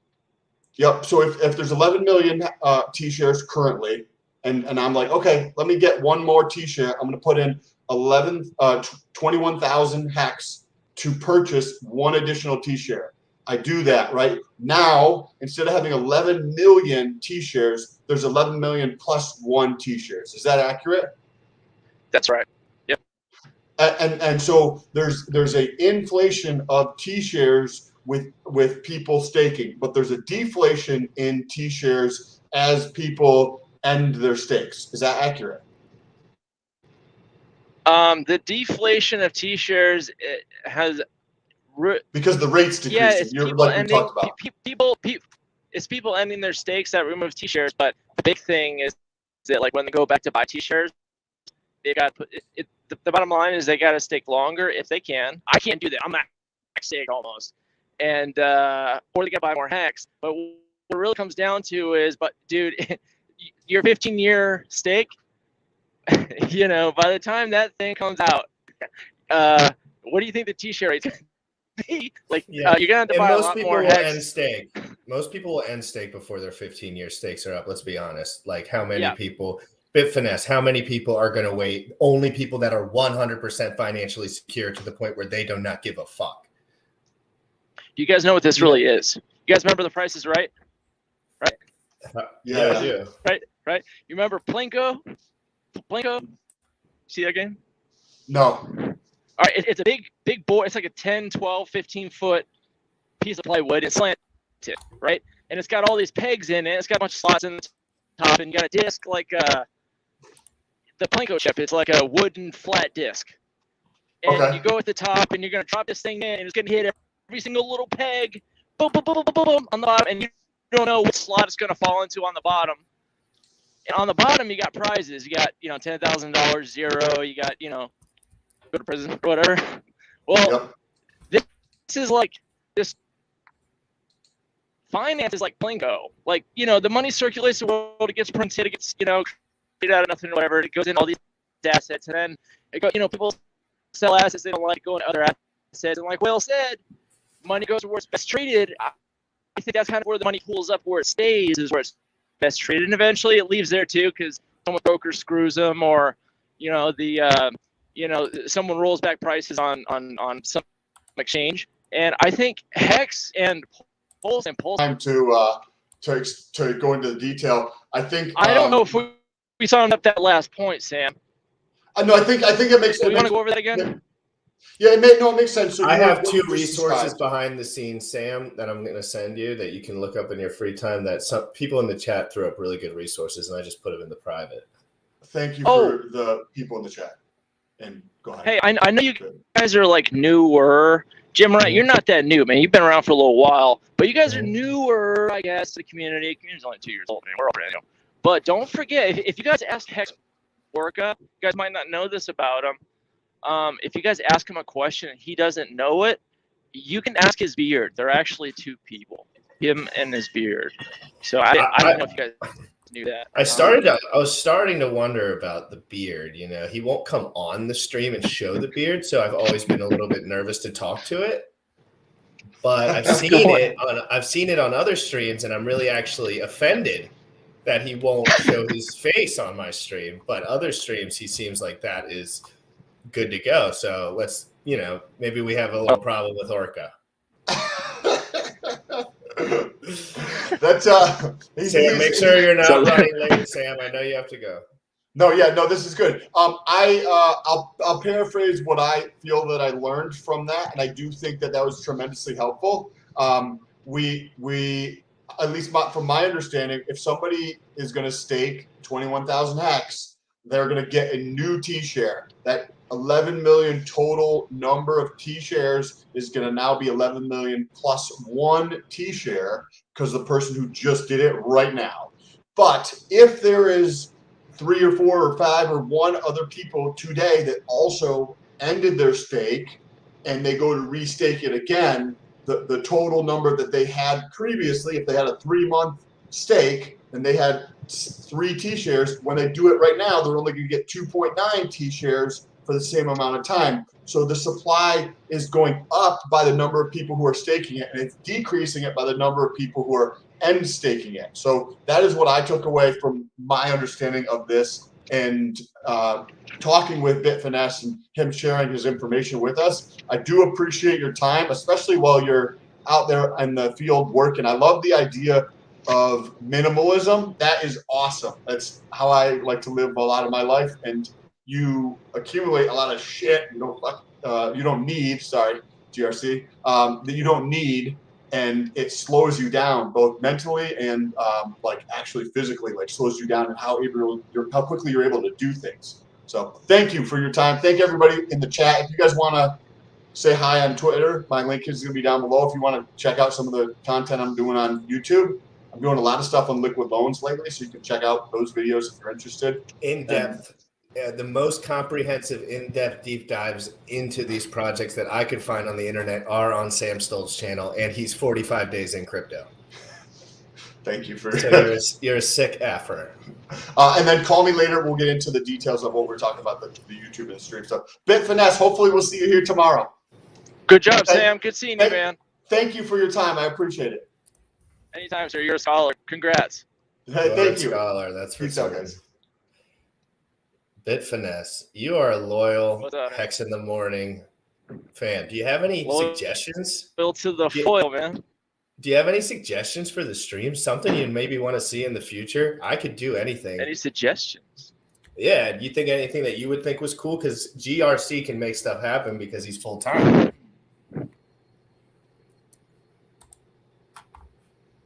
All right. Well, since you got me, man, I don't know when you're gonna get me again. I'm gonna say something wildly unpopular. I'll apologize before or whatever. Clip it. Let's go. These intros are getting a little. These intros are getting out of hand, guys. Do we really need 30 minutes? Do we really need a half an hour? Do I really need 10 minutes? Can't you watch a video you like before the stream? I don't know. I'm not saying no intros. I'm not saying that. I'm just saying we got a lot of intros in that, guys. How much more productive will we be if we got that information sooner and you could be doing what you were doing, kicking ass, taking shit over, and maximizing your positions, and then getting to the stream and getting right into it. Like, I don't know. I don't know. I don't like too much fluff on this channel. You know that. I'm not a fluffy guy. I don't like fluff. I never have. I hate extra. I hate marketing. I understand it has purpose and it's necessary, but it's outplayed now. It's overplayed. Everyone overdid it. It got overdone. Now people like me who are just trying to be like more chill are getting more popularity because people are like, I'm so sick of the fake shit. Can people just like, I'm over here trying to learn. I'm like, fuck, 8-bit saying shit. Like, where's my notebook? Like, I got to make sure I'm paying attention because he said some shit that I didn't even think of yet, to be honest, the way he presented the information, because he's so experienced with presenting the information. You know what I mean? Like I don't have to really present it until now. So it was great. I was thinking, Tangent's been on a lot. Tangent's full of shit about something. Yeah, you, Tangent, you're fucking full of shit about something. I'm gonna call you out right here, right now. Tangent thinks that nobody goes back and watches old crypto videos. And, maybe I'm wrong. Maybe Tangent's right about that, but I'm gonna call bullshit. I did, and I know a lot of other people just went back and watched all the videos. Like, if you find a streamer you really like, you're gonna watch all their videos. I think do, mainly. So you're probably gonna be like doing a lot of. But it's once in a blue moon. It's once in a blue moon you really find a guy that you care enough about to go back. But it does happen once or twice a year for most people. Like, I'll find once or twice a year some content where I'm like, this dude's been working hard. He's doing honest content. I'd like to have that information. Let me dig into this kind of thing. But it's rare because everything's fluff now. It's all fluff. It's like, what am I going to watch? Some fluffy ass episodes from some people. I watch Richard Hart shit because he's dropping alpha 24/7. You watch this shit so you can learn in depth about crypto. But there's some shows where it's just like, is this just for funsies? Like, dude, go back and watch the Engine stream when he found those shoes. Watch his eyebrows. That's when I saw him, dude. I was sitting around. I was like, I had an hour to burn, and I was like, oh, who's this guy? This guy talking about Hex? And his eyebrows were going wild, and I was like, oh, this guy loves this shit. I'm like, oh, this guy's awesome. This guy's so enthusiastic. Maybe it was in October or before. No, it was before. Maybe July. It was this past summer. But if you're binge watching someone's channel, like it is the earliest stuff's especially nice because it goes from one video to the minute, intro. So I was thinking, like, man, I wonder if anybody's gonna put their intro on like 2x speed or 1.5x speed, so it zips through it real quick. And then if people want to watch the full intro, they could slow their play speed down. Hey, you guys want it? Take it. I don't know. When you say intro, what do you mean? What kind of intro are we talking about? I don't know much about production value or anything. Really, I'm new as fuck. So like, I guess I'll pick on Discord Syndicate. Sorry guys, I love you. No, they need some suggestions, I'm sure, just like everyone. But their intro's really long, man. Dude, it's really long. Dude, bro. Your intro's like an hour, guys. Maybe they're not advertising to guys like you who are like uber productive and like looking for real information. That's what I'm saying. I always tell Sam the same thing. I'm like, 90% of people are just looking for something to make their day not suck ass. But you're probably just looking up shit that can be like semi-productive while you're working. By the way, I'm down for all the intros to get 10 times longer if it brings people in and saves people's financial future. That's my official stance. Great point, man. I don't think about the noobs enough. I talk to them all day, every day. The noobs don't bring money, but they bring fame. Like, if you know that 1 million noobs are watching something, there'll be a guy like me capitalizing on that, right? So there's always so basically they're not capitalizing on you. You already have everything you need. No one really cares what you're enjoying at this point, nor me. Like, it's really hard for me to find information on the internet that I respect. It takes a long time. Like, I have to comb through everything. And to be honest, every Hex stream I watch sucks.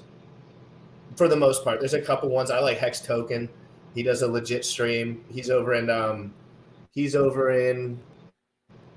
like across the world somewhere in Aussie or something, or Tanzania or some shit. I don't even know, but he does a late night stream. I like Big Pep. His information's legit. He just puts out his shit and lets you know what's going on. That's the kind of stuff I like to watch personally. But again, those aren't really like the super popular channels. So I kind of see where people are coming at. I'm very hard on people that are like a little too shill, a little too marketing, but at the same point, they have a point. Like, they have a point that more eyeballs will. If I do a show on Terra Luna, Bitcoin, Ethereum, Shiba Inu, Doge, my channel will explode. But I also want people to intellectually respect me. So there is like a balance there. I'm not going to say stuff that's stupid on here. It's not what I do. I don't like that. Guys, let's jump 2 people in here. Get this conversation absolutely started. Oh, wait, yeah. Sorry, one second. Sorry, Hexorca, and Hexorca's beard. I also apologize. But Jim Wright Crypto, has anyone messaged you privately and told you the 2 things they want out of you at the beginning of every stream? There are 2 things that several people have mentioned to me that they want. Have they told you what these 2 things are? They want every day. People want to know how many calories you're eating and what you ate yesterday. That's it. On top of everything you're doing. I mean, your streams are pretty hardcore, man. Everything's great, but I've been informed people want to know those 2 things. I'll do a fitness update for sure. Every like 10 minutes a day, I'll ask Sam what he ate, because then we can tell people kind of like how we structure our lives to be this ripped year round. Because really, guys, it's super easy. Like, to be this the push-up challenge. Oh, dude! Now I could do it clean as fuck. Now I do it every day, clean as fuck, all the way through, like no issue. Nice. Hell yeah, guys! I'm gonna bounce. Yeah. I'm gonna give everyone a hello and a goodbye. I love you guys. Peace out, Bit Fitness. Drive safe, bro. Take care, bro. Thanks, guys. Drive safe, brother. Have a great day. Thank you so much. Later. Wow, that was a wonder, guys. Can you tell how big a home runs is GRC hitting in the Hex in the morning with A-Bit coming on here? Clear, good audio. Good audio. I was so surprised his audio was so clean. I really like that guy. He's awesome, man. Dude, I really like that guy. I could talk to that dude all day long. I liked how he was like, he's very genuine. You could tell, like, he thinks about emotion and he thinks about when Hexa can say things like labor of love. That's what I think of. That's the effort. Is he's onboarding so just indiscriminately inviting ordinary individuals to learn about crypto and financial freedom. And then also, setting them up with Hex as like the tool to understand it. But it's so selfless. The number of hours going into that is insane. Hexagrapher says, I love this show because sometimes you ask questions that I didn't even realize I needed answering. Yeah, you can always tell the quality of if a person is very good at something, you can always tell by the questions they ask. You can always tell the quality of a person by the quality of the questions they ask constantly on a daily basis, because that way you can double back and see what they're thinking about. What they're thinking about because their questions, They make it clear that they're thinking deeply and detailed about certain things. And it's just very productive. Yeah, I think this show has been productive. I mean, it's fun, which is probably the most important thing, because honestly, I could spend my time reading if I wanted to, but it's really fun, and the information is insightful beyond, like, it's one thing to read a white paper, and sometimes the language in a white paper can be kind of difficult to get through.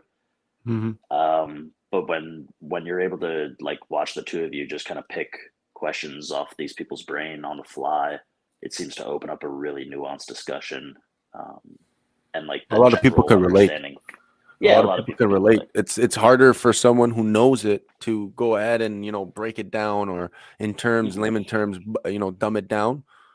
It's hard for someone who understands, and also other people are like, well, like when they look at someone who knows, who's kind of a know-it-all in a way, they're like, okay, well, this guy knows it already, and the way he's explaining it to me, how am I supposed to understand, And the fact that you guys come in as like, hey, I'm ready to learn, that's how people feel, and they probably feel more comfortable coming here because it's like, well, it's like a journey, right? And like Hex and being a Hexican is all about a journey, right? It's our journey through our 555s or our stakes, and also together how a community builds. And like, just as an example with the Twitter Spaces, it's like at some point it's like we're not alone, right? And the fact that you and Sam are together and you're showing like what it means to be, putting two brains together, right? 2 glasses of milk is better than one always. And it's pure. It's like pure content. You know what I mean? It's organic, and it's that real stuff what people want to hear, right? It's like you don't have to have negative news, right? It's just the news. It's what it is. It's like, hey guys, this is the daily news. This is the daily show. Like this is the number one show in my opinion right now. I feel like they keep to the Hex ethos in many ways, right? So they can 100%. appreciate delayed gratification. They understand that with their background in bodybuilding and fitness. So there's a lot of, when you combine just a lot of healthy themes like that, it's a natural win-win, I think. But I've spent my entire life with mental health nightmare. Like for the first 20 years of my life, I was an absolute mental health nightmare. I spent every single day since that age to learn how to be the healthiest human I could be. Of course, I have negative stuff too that I do. I smoke weed too much, and I don't really drink at all. But I sleep a lot. I sleep about 8 hours, so I guess that's healthy. I don't watch TV. I don't play video games. I don't look at porn. Me either. But I don't. I make sure my calories are under 2,200 per day. Just things that I know will separate me from the rest. It's strong discipline, man. To regiment yourself, it requires discipline. So but it's not discipline to me, though. It's not discipline to me, though. That's what I always try to tell people. It's not really everyone's thing. Like, it's more like a personality type. Everyone can be super fit, but like nobody needs to count their noodles or do any kind of nonsense that I've done. I happen to be that guy. I'm a little OCD about that stuff. But there's a place in the fitness world for everyone, just like there's a place in the intellectual world for everyone. It's like, I think that is a benefit to you in that lifestyle, because it keeps you committed naturally, right? There's not an obsession, but an appreciation for diving into what you're doing with the crypto now, but to dive into the nuance, like you were explaining on a previous episode of Hex in the Morning, some of your pretty intimate understanding of different nutrition as well as supplements, and that's more than just like reading the brochure that Bitcoin and Ethereum are cryptocurrencies. Like that takes real deep dive, hundreds of thousands of hours. Yeah. I mean, thousands of hours of just the most nuanced content on YouTube, taking notes, talking to Sam, doubling it back on everything. And it can be just as furu, I'm sure, in that world as crypto can be. It's worse. Yeah. You know how supplement companies are. Are you kidding me? It's all fish oil. It's fish oil, everything. It's all omega 369 fish oil, all of it. Bullshit. I'm not saying omega 369s aren't necessary, but if you shove omega 369s in someone's mouth, nothing occurs, guys. It's 100% baloney. I've done every bit of research you could possibly do on that. They say that most of the supply is expired by the time you buy it anyway. And it's not even that. It's just like people need to understand that sleep, calories, that's the first step. I never said nutrition. I never said micronutrition. Remember that. I said sleep and calories. if you can start there, it doesn't matter what the fuck you eat. Now, I can give you suggestions on what to eat to make you feel more full throughout the day. But if you can keep your calories to a point and get 8 hours of sleep, you're ahead of everyone. And when you're doing those things, you know you're ahead of everyone because you know intuitively that no one else does that. Right. Therefore, you can extrapolate. You're like, I'm probably working better than or more efficiently than most. You know, obviously some people are talented and blah, blah, blah. That's the Kobe mentality, man. Yeah, it's just like, I'm It's keep literally going. like when he's I'll up keep before going. everyone, he leaves but after everyone, then that means that you gotta be, you know, the most fit, the one that trains the most. It's kind of like the Ronaldo mentality too. It's like, hey, But I if think the second place person's doing this, well, I'm gonna do more because then that means I'll be first. Like, that's that. Yeah, but I think he's kind of just saying like a very introductory level of participation is light years ahead of the majority of people. Yep. Because most people are not only not committing to any positive output, but they're just committed to negative inputs. So they're fighting in the wrong direction. So you don't have to do too much to establish above average performance. It's so easy. Oh my God, it's so easy. And guess what? You feel better while you're doing it. So you're like, now I'm healthier and happier because I'm doing the healthier things. in the head. You are. You're just happy. People always look at me and they're like, Scott, you're in a good mood. I'm like, yeah, I'm always in a good mood for the most part because I understand. I've been to the depths of hell and back. Like, it's not a good place over there. Not fun. Don't want to go back. Never want to visit it. Don't want to talk about it. You know what I mean? Like, when I'm on this side of it, it's just like, guys, this is lit. Like, trust. If you haven't been through the worst shit ever, just trust that you will. You could. I mean, it's possible for anyone. And if you're in a good spot where you have maybe a job and a family and maybe one girl, or like maybe you're dating a few, or you're just doing single, you're really in a good spot. Just doesn't matter the specific nuance, whether you're single, not single, really rich. Just count your blessings, guys, because literally so many people are fucking not have an opportunity to do anything at all that is productive because one, their parents were not, put them in a position where that was possible for them, or two, the ethos in 2022 of the whole country is to ruin your thinking from day one. So it's just like a lot of that. Yeah. It's brainwash. It's like how to not get brainwashed. It takes years. You have to you work your whole life to get out of that, and then you can start being productive. Yeah, and it's unfortunate. There's a lot of people I feel like are doing their best to commit to altruistic positions when it comes to making an ethical stance.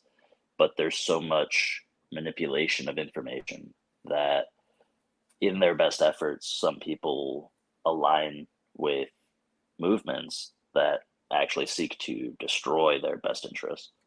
So I can appreciate the commitment to wading your way through the bullshit because it can take years just to remain committed enough that you can be self-reflective with enough honesty to critically evaluate that some of the information that you had begun to align with was actually incorrect as well, and maybe is just one of many distractions in this sea of misinformation that you have to sort of be able to disseminate in order to get your hands around the valuable truth. It's just about getting away from everyone that has an interest of any sort in your life. Like, you have to get away from the bias first. Because I'm not saying all the way away, like you can still chit chat with your family, but those connections have to be broken as far as like your intellectual space. You have to separate yourself completely to make sure you're not completely brainwashed by your parents, because unfortunately, like, you just learn everything from your parents. So it's very easy to just go along with some of the narratives that you understood. I had to realize that some of the things that I agree, I never thought smoking weed was necessarily bad, but my parents thought it was an offense that was worthy of, very much discipline. And I always thought in my head, I was like, that's kind of, I don't understand. Like, it just seems like that wouldn't make sense. And to me today, that still makes no sense. And they still don't like that shit. So like, there's some things that you just have to be like, yeah, it was crazy, especially for me now that it's legal. I look at them, I'm like, you see all the problems you gave me when I was a kid. Now look, it's fucking legal. Like, it's like everywhere. You have the government running it, selling it. You're like, Mom, I was woke, bitch. I didn't do anything. Like, I'm not saying I didn't do anything else, but like, my main thing is weed. You know what I mean? Like, as long as, too much of something is not good, whether you overdo it, So, too much salt, you eat too many bananas, you'll die of constipation, right? Too much peanut butter, you'll get like whatever. Too much sugar.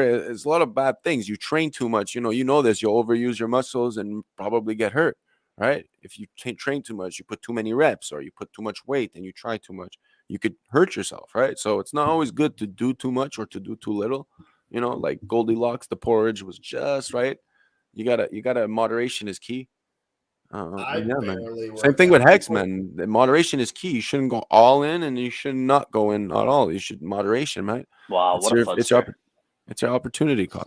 You're a fudster, dude. Get out So of much my I chat. love it. fud, bro. I love So it. much fud. Hex love to it. Learn has All been in. having a good I time the love last it, couple man. of days. We've all been talking about crazy shit. You know just how it having a is, good Orton. time. The future Oh, is yeah. so bright, guys. $1,000 fucking Hex. I'm calling it. I love it. I know it. If it goes Man, higher, well, God damn it, I was 100,000 wrong. Bitcoin. Good for $100,000 you. Bitcoin on the way. I really do think Just 1,000. kidding. The fake pump is ending as of today. As of 100%. Let's go. Let me do one stream. more wick, and I'm done for the year.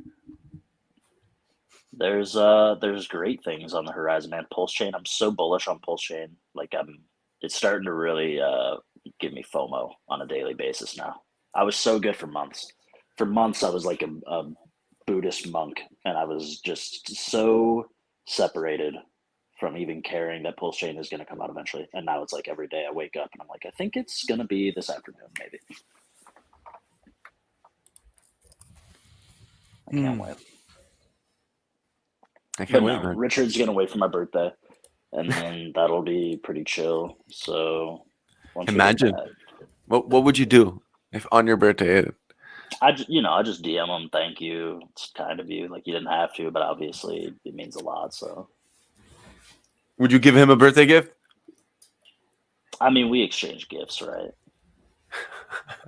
So. I'd give him the 1-of-1 shield, the first ever created. Nice. That would be dope. And I already told him I'd give it to him. He said, one day I'll see you somewhere and you can give it to me. I was like, cool. That'll be such a weird exchange for third parties. Is he handing that man a shield? What if I'm like, hey, dude, you got to pay for it? He's like, oh, I got no cash on me. I'm like, well, I'm out, bro. I'll be like in London. Yeah, bro. Like, well, stay broke. Stay right. Stay wrecked, Richard. I knew you were a scammer. Yeah, bro. You just pimp out your own community. The Pulse FOMO is Justice Hill. You son, you finally made it, Justice. Oh, Justice. Oh, man. Dope. I cannot wait for you to come on this show. I've been setting this show up. I know we've been in DMs. I got a shield up here. You know what I'm talking about, Justice. Let's talk soon, brother. Get on this. I'll put you on whenever I'm alive. 11 a.m. Eastern every single day. Oh, Justice is the man, dude. The Hex content, bro. But he's local. I'm a Baltimore Ravens. That's dope. I'm actually Justice. I'm sorry. Oh no! Don't say it. Just don't say it. I'm sorry, Justice. But I was raised a certain way, and I can't change. Oh man.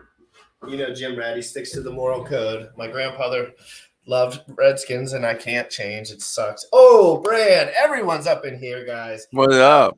How is everyone doing? Justice and Bran, the two biggest haymakers in the Hex community.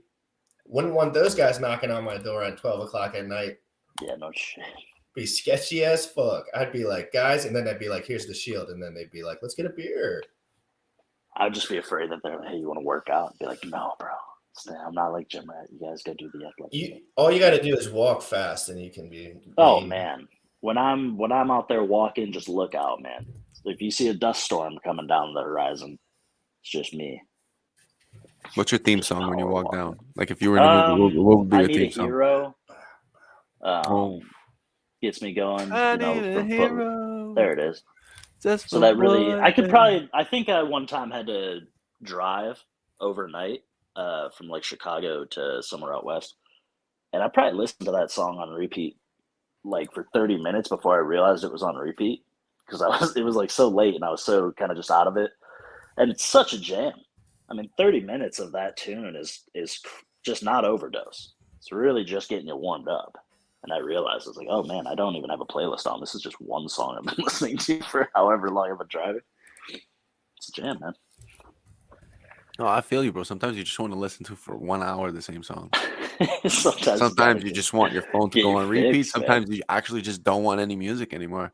I've driven for hours, man, and sometimes you just want to not hear anything. You don't even want to hear the car. It's a absolute tragedy. He says y'all can't even keep y'all's team name together. That's tough, bro. Hey, Justice, I was not asked to be born this way. I was just born this way. I'm just my grandpa, he dug it into my brain. It's one of the only biases I can't get rid of, but it's so deep and I can't even watch football anymore, to be honest. Ever since, Justice, I'm going to be real with you. Ever since I found Hex, I have not watched sports at all. I actually turned my cable off because I'm doubling down for the community, but you keep doing what you're doing on the field and I'll keep doing what I'm doing on the live streams. And one day we can link up. That'd be do dope. some business. Gym session. Could you? Yeah, let's do a gym session. I'll bring my vlogging gear. I'll give you a shield, dude. It'd be lit. That would be lit. I would tune into that for sure. Yeah, Justice, come on. I know it's been a tough life. I know. Hey, I just remember being in college and I thought RG3 was going to make it happen. And I had, or I wasn't in college. I was like that age, you know. I don't remember exactly. Dude, was there a more goated rookie year, though? Dude, I was losing my ass all year because of him. And I went to the Monday night Giants game where he did that 63-yard run up the left. And I was like, this is it. This is it. And then the whole Kirk Cousins debacle, just disgusting. And now we have now we have the biggest quarterback meme in history other than Mark Sanchez, Carson Wentz. Right. Yeah, get a lift in, though. Get a lift in, Bran. I want you to get that lift in, getting ready to go to see the girlfriend. And go to lift and listen to this in the background. Much love, bro. We'll be on soon. Now that I know your schedule, thanks, fam, and great chat. Yes, my best friends are Steelers fans. I met Steve Bisciotti a couple times. One of my best friends loves the Steelers too, man. Another one are they're diehard Patriots. Then I was sorry. I just wanted to say because someone called it out. Justice Hill's profile picture goes hard as fuck. Sorry for swearing on the Jim Rat show. Let's see it. Oh, yeah, he's got the Hex shield. Do you have one of those Hex shields yet? And if anybody wants a shield, if you use the promo code GRC50, I'll throw it at the bottom real quick. I don't shield this too much, but since we're talking about it, because he has it in his profile picture, if you want to buy any of this shit, just go to shieldmasters.com. It's in all my links. And if you use the code GRC50, you get $50 off. So that'll be better. But if you're broke, don't buy the shit, guys. Seriously, if you're broke, stop buying this shit. Russell Wilson's not with the Seahawks anymore. It's always the broke guys that's buying this shit, right? I'm like, there's like 10 dudes with $10 million. I'm like, they're like, oh, it's a bear market. And then like the dudes that have like $400 left are like, I'll buy it. Dude, it's just staking it so he can't go buy another freaking NFT. He's like, fine, I'll buy a shield. So I was chasing. Yeah. I have a shield for you though, Justice. How much is a shield? $500. I have a shield. I have a shield for you, Justice, for free. If you claim it and tell me where you're at, I can bring it to you or send it to you. But just DM me. When are we gonna get Gym Rat training camp with the Ravens? Practice squad special teams. Yo, Justice, put your Ravens gear on and take a picture with the real shield, and I'll do a little photo shoot. We can send it to the Hexicans. It'd be lit. That would be lit. They probably put that in the documentary. Yeah? That'd be lit, famous, right? Will the shields be duplicated on Pulse? Yes, they will be. Yes, they will. Yes, they will. And the NFT, you actually have to pay for the NFT, but there's a pre-sacrifice for the right to own the NFT. So you really got to dig into the weeds in the white paper. Did I hear on the show yesterday? Did I hear on Hex in the Morning yesterday that there's already a Uniswap testnet on pulsechain? Not pulsex, but an actual Uniswap protocol. I don't know if it's actually Uniswap because there's a Uniswap like interface through the Hedron that looks like Uniswap. Okay. But I don't know if it's. I didn't know if someone was saying like Uniswap. Let's go check it out. Let's actually go check it out right now. That's true. I'm about to go buy up a shitload of Uni tokens. Oh yeah, and if you buy one of these shields, I forgot. I actually make some money off that. I forgot about that. So that supports me. Oh, there it is. Wow, that's how he's been sustaining this. No, there's been two bought. No, it says wrong network. Unless there's an actual website, like a link, if that guy could put it in the thing. Yeah, it was real brief. Someone was like, yeah, Uniswap on testnet. And in my mind, I was like, they clearly just mean pulsex, like the Uniswap for. For some reason, when I try and go do votes, it doesn't work. Man, so what are we gonna come up with? Everyone's favorite sports team. Everyone's favorite sports team. Can you put it below? Dox yourself in a that's a good one. Put your I was favorite actually sports hoping. team. Put your favorite sports team below. It doesn't matter what. I want to know what kind of sport. So just say your favorite sports team. I don't care which sport in particular, but I want to know what's your favorite sports team, and if that blows your OPSEC up, then whatever. That's a, I'm pretty sure. I'm pretty sure Richard Hart was born in Pittsburgh. Really? Yes, I thought he was a Florida man. I think he was born in Pittsburgh. Born in Pittsburgh and moved to Florida. I read that somewhere. come on, let's get Yeah, the gym rat PI, personal investigator. Let's figure it out right now. On the case, bro. Oh, We're stalking today. We're stalking Richard Hart. Look at the width. That's what she said. That's good width. Hey, it ain't too long, but it can blow the sides off a tuna can. Right. All right. Unreal. Man. Tomorrow's Well- Sunday, right? We're going to do Hex in church. No, Crypto GRFX is coming on tomorrow. What are you guys going to talk about? I don't know. I want to meet him. I like his channel a lot. I want to support him, and I want him. I want to know who he is and what he's about. So we're probably gonna, from the looks of his channel, we're gonna dig into the weeds on some more technicals on the pulse and the new stuff. But I'm really curious, Very cool. guys. I am gonna break a little breaking news. Oh, Tell me what you guys think about this. I am gonna start doing like informational videos on like other cryptos. So like, Yes. I know. Yes. So I'm doing a Terra Luna episode. Yes. oh my gosh.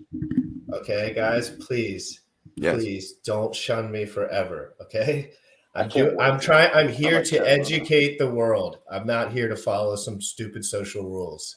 Okay, and I need to educate myself. And what's easier, doing it two birds, one stone? Because if I'm doing the content while I'm learning, it's just easier that way anyway.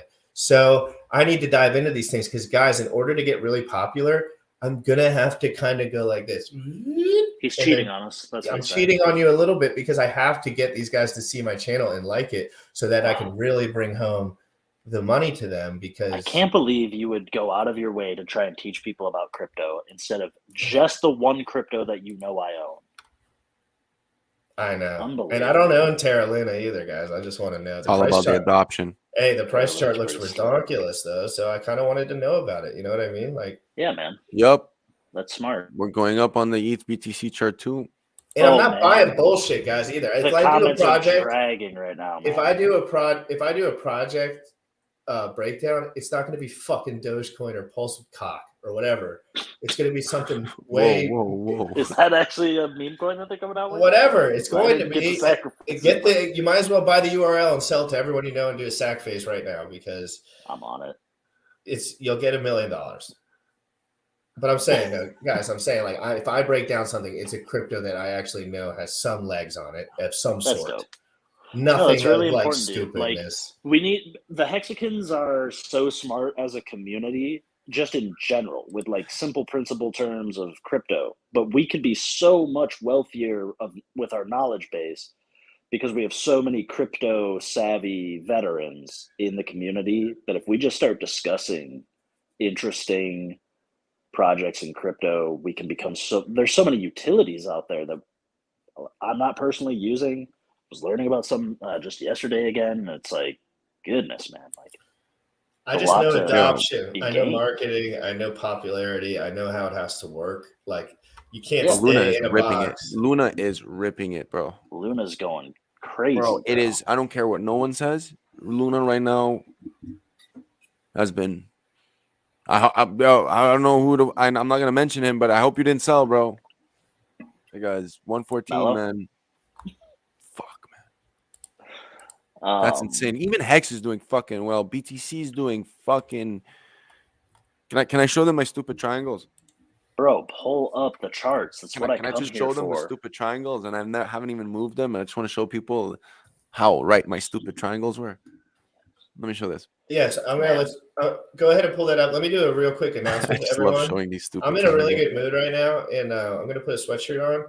I would really enjoy if I had over 1,000 subs. So please smash the subs, guys. I'm doing this every day. Doesn't matter how many subs I got. It's a goal, and it's there, and it's sitting there, and I have OCD, and it's fucking annoying as fuck. So please, guys, if you have not hit the sub, I'm going to be here the whole time. Hit the smash the sub, hit the smash the bell, or I'll hit the smash your bish. Why don't you Okay. go ask your Terra Luna followers for some subscriptions? I tagged ever since the famous told me that he looked up like hashtags on Terra Luna or like he was mentioning it. Ever since then, I've tagged him in all my shit because They're I so know. smart. Their community sounds No, so he complex mentioned. to No, you kids. just mentioned that there's people over there that could be marketable too. That's They're Yeah, very yeah, of smart, course, man. because they're like, it's That's it's what you still mentioned, good. yeah. Like it has this like new concept that people just don't understand, and like I'm not all I'm not I'm I appreciate crypto a lot more than a lot of people do because I've used it mostly more than a lot of people, Right. so I understand what it's trying to create. Some people just it's like whatever they like to like assume, but when you know it, it's like Terra is gonna change it in a way, and like I can't believe they actually went with the Bitcoin pay. That was like uncalled for. Kudos to them. They're gonna make some good money. I actually foreshadowed like a $400 Luna, if people want my honest opinion. And like right now, when you look at like pull up the chart, when you look at the stupidity of what the fake pump is, it's like right now we're just gonna go sideways, in my opinion. Like Orca says, man, it's just gonna go sideways. We have such a massive triangle that is creating itself. So we gotta look. The ETH BTC is at 0.75. So we're approaching the all-time high of like 8 something, right? So we got to beat that 9% dominance. Fuck, Luna, man, is fucking Oh shit, my everything. bad, dude. Fuck. Yeah. Look, so like when you look at it, it's, man, we just did the U sign where you're looking at it and it's like just boom, and you're coming back up and it's still going straight. Yeah, look at my stupid triangles, guys. I was like I Oh, did you called pull it. them up? Look at that. Nice. Beautiful. Like I kind of missed it just a bit. Like just a bit. But that's what happens when you assume. So just a bit, right? And I really do feel like we're gonna be going back down and it's just gonna move sideways into this motherfucker right here, this triangle. And then maybe around like June, like I don't know, summer, like something might happen. It might go down in my opinion. All signs pull Man. toward that area. Like people are gonna want their money. They're gonna want to go out. They're gonna want to go on vacation. It looks like there's not gonna be mandates, so people are gonna be free for the first time in like 3 years. That's my opinion. The Luna chart, man. Like bro, like who the fuck? I'm honestly not. I'm not like no one could talk shit about it. Is the ETH BTC chart on a 2-year long head and shoulders? Well, this is on the week, so like let's look at the day because I like looking at it long term. Because Yeah, let's look at some of this stuff. I'm curious just how you look at something like this that maybe we don't look at all the time. fuck, why is it like this? Take So your I time. don't know. On the day chart, it's man, it's going. You know what I mean? Look at this. It's just steady, just ranking up. Like ETH is taking over, but like ETH is now better that than Bitcoin. If now anyone that thinks that BTC Bitcoin is better than ETH, shut up. Yeah, Stop if anyone thinks Bitcoin is better than ETH at this point, let me say this real quick. If anyone thinks Bitcoin is better than ETH at this point, you have a big giant pull up your booty hole. Clip that. How about that? Clip that. Yeah, man, it's Look at just Hex. true. It's Hex too, man. It looks good, bro. You could just program Oops. Bitcoin on Ethereum. You could just create a brand new Bitcoin and have it start on Ethereum and have it be a smart contract version of itself where it can have all of this additional programmability without the expense of having to learn the Bitcoin programming language of absolute grossness with zero modularity. It just doesn't make sense to me. There's no economic incentive for developers to go over and improve Bitcoin unless you take this really weird boogeyman position that you think the failure of Bitcoin signals the failure of all cryptocurrency, and that's the dumbest maximalist mindset I think you can have. This is so bullish, bro. I can't believe it. I know, bro. Ethereum Like I know it's looks stupid so triangles, good. but it's just averages and it's linear averages, and I just love the linear average of like how it's like it's. Anyways, I have to stutter because it's just like wow.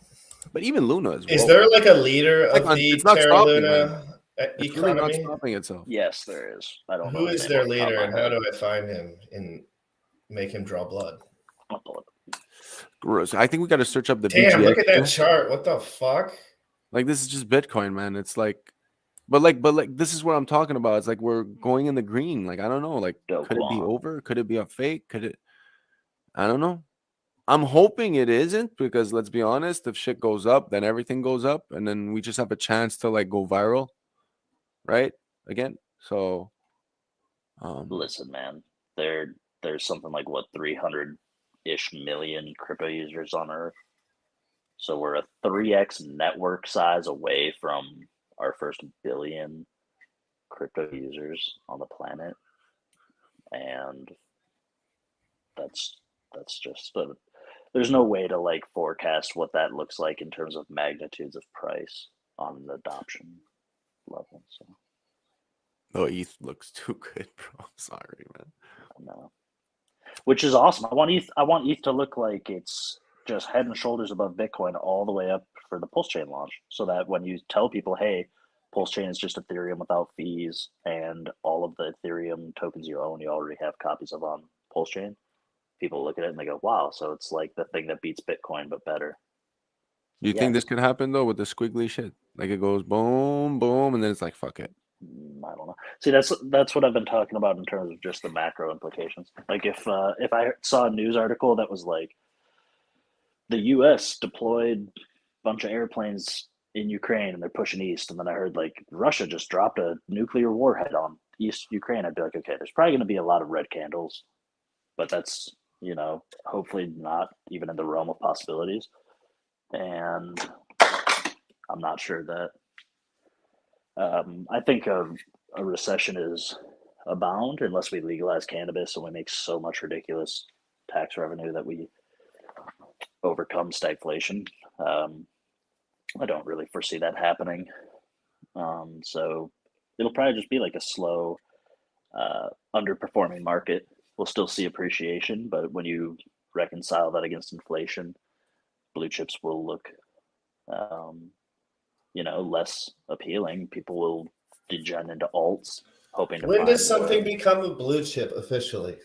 Like probably when it crosses into like the top 10 of what? Cap. Oh, market cap. So that's just a racket for the most part. Yeah, I mean, I understand what you're saying though. Like it's not a racket, but it's a racket. Sure. I mean, like a blue chip for me in crypto would be like Bitcoin, Ethereum, and then the list gets really short, like maybe Binance.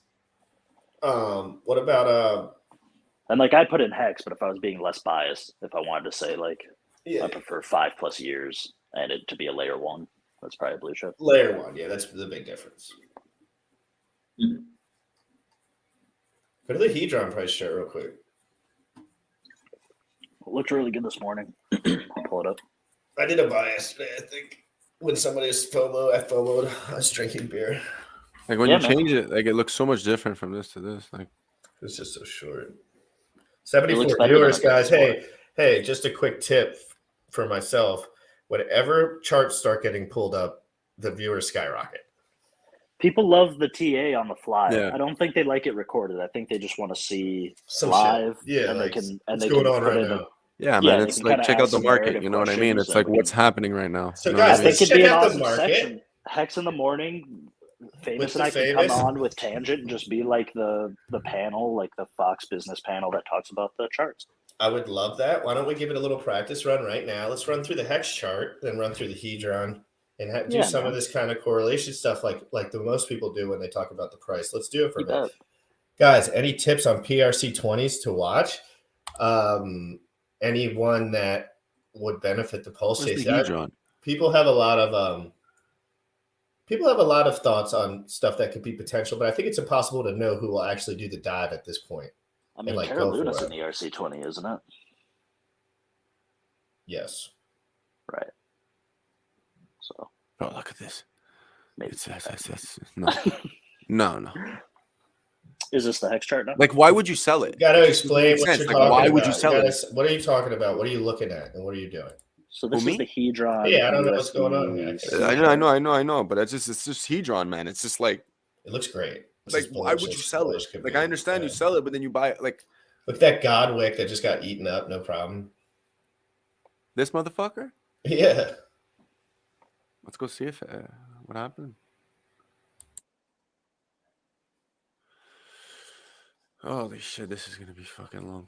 What day was that again? Hey guys, did Richard Hart mention that you could sacrifice for pulsex yesterday, or did I, or something of that sort? I didn't catch it if he said that. Yeah, I don't know. What day is that? 18 March. I heard some people saying so. I don't know if your pulse chain journey is going to have to start with you in my DMs saying, "Can I send you money for a little bit of pulse chain?" Because I got a big fat bag, baby. So get in my DMs and start asking. Hey, JK, dude. But seriously, just keep watching videos, keep asking questions. There's no such thing as a pulse chain journey because it does not exist. So there is no such thing as a pulse chain isn't it journey. kind of funny, like Richard's marketing, where he'll talk about like ETH 2.0 is not even out yet, and he'll say like pulse chain fixes this, and it's like, come on, bro, we don't even have pulse chain out yet. But I mean, they were talking about the Ethereum updates 4 years ago. Sure. That's No, it's definitely more likely that pulse chain would come to market first, for sure. Any charts you guys want to look at? Anything famous? You got to. It took like this thing took like 10 minutes to fix.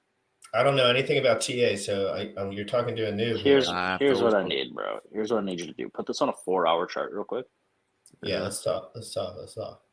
And then go take the fib retracement tool. What the fuck is this? You got to put it on. Oh, yeah, there we go. Yeah. All right, I'm going to step out for 1 second. Yeah. Fuck, I want that wheel fucking mouse, man. It would be so much easier. So yeah, what do you want to see? Just go click the fib retracement tool, like third from the top tool. Yep. And then my right mouse click is broken.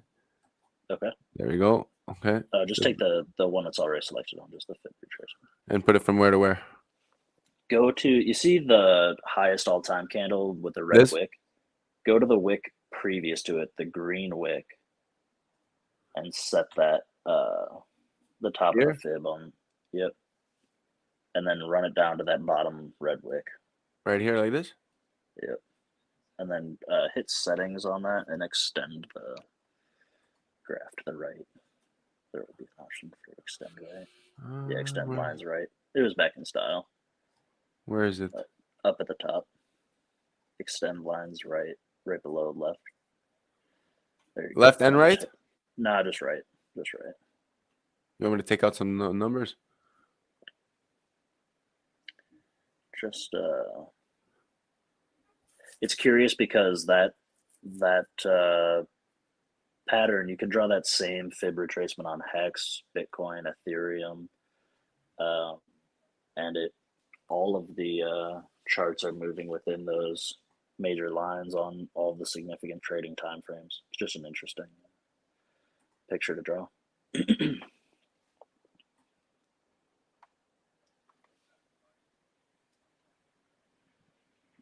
Right, you want it like that, or you want it like this? On Hex, it would be back at the. I'll pull up the chart. Why would it be back a couple? Just from the all-time top. When you do it from the all-time top, so if you go 19th of September down to the wick was the 18th of October. It was like the first capitulation wick. So this motherfucker? No, October. You said.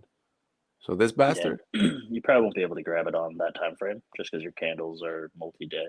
Oh, yeah, I'm on a week. I'm so sorry. No, you're good. I have it on the daily chart myself. God damn. Yeah, so you want me to take what, this motherfucker here? Yeah, take the top, not all the way down to that one, down to October 18th. Here? How did I do this? Oh, it's a reverse fib. So you actually have to put the first dot on the bottom wick and the second dot on the top wick. It's just inverse. So I could just wait. Give me a second. Mm-hmm. Joshua, DM me on Twitter. Where is it on here to reverse it? Reverse? No, it is, you right? have to just do it manually. I got to look into that for a second. I didn't watch the video all the way through. Why is it doing this, man? It's pissing me the fuck off. But it's really not hard to figure out if you go to pulsex.com, so I really shouldn't be helping you. But Talking about like this? DM me if you have questions. And subscribe to the channel, Joshua. I'm talking to you, Joshua. Just, where we put the 2 points, the high and the low. Yeah. Just redo the fib retracement, but set the low one first. Set it low, high. And what up, Hexander? I probably also have it out to further fib extensions. You can do the same thing, though, if you go to like February 4th, and then it does the same fractal down to February 25th. Do you want to take over, or you're on your phone? I kind of should. I'm on my phone. Yeah, though. because I know it's trash. I like doing triangles, not Fib. I'm just I feel you. I'm out here in the. Well, let's just look at we'll just talk about your point. Here's the main takeaway. We've seen for the first time in hags anyway a plateau. Prices under the 200-day exponential moving average, which is a rare occurrence for hex. You would not expect it to be under that long run moving average typically because it appreciates so much. But now we've sustained a long enough trend of underperformance relative to past performance that the price is below this major sentiment indicator. It implies a bearish sentiment, generally speaking. But we are converging, the price is increasing to meet that moving average from below, which shows potentially a sign of reversal. Now, Hex is such a small player in the market that it's sort of irresponsible to look at the price chart of Hex and to believe that it moves independently of all things. It's still a secondary allocation of diverse portfolios. So it is indiscriminately going to be traded when it's in liquid form by institutions that have sizable bags. So all that means is that if we have an uncertain market and there's reason to believe that economic slowdown is a continued threat, you'll continue to see cash be king. You'll see people typically flow out of equities and into some commodities or in bonds, which is unlikely because the rates have not increased to a point where that's very profitable on a long-term horizon. So everything on the crypto market looks like it's getting ready to flip bullish, and I want to be really bullish. The reason I've called it a fake bearish is I'm a little bearish in the immediate term, but there is a historical kind of contrarian. Hey, how'd you chat? Excellent. Sorry? Forward. Your chat on the side. There's a chat on the side. Yeah. How's my chat? What do you mean? You want me to check it? No, I didn't know if you didn't want that up. No, I'm checking the chat while someone's talking to me. Oh, that's your chat. That's our chat. Oh, I didn't know. I thought that might have been like a separate chat that you were in. No, that's my bad. I just didn't want anyone to see your shit. Yeah, my bad. It's okay. It's the public chat anyway, so yeah. The thing that's kind of interesting is like if we are headed for a recession, which most of the evidence from macroeconomics suggests that we are, then typically what we see is like a massive inflow into speculative investments before kind of a washout sale that extends for sometimes as long as like 2 years, even longer in worst cases.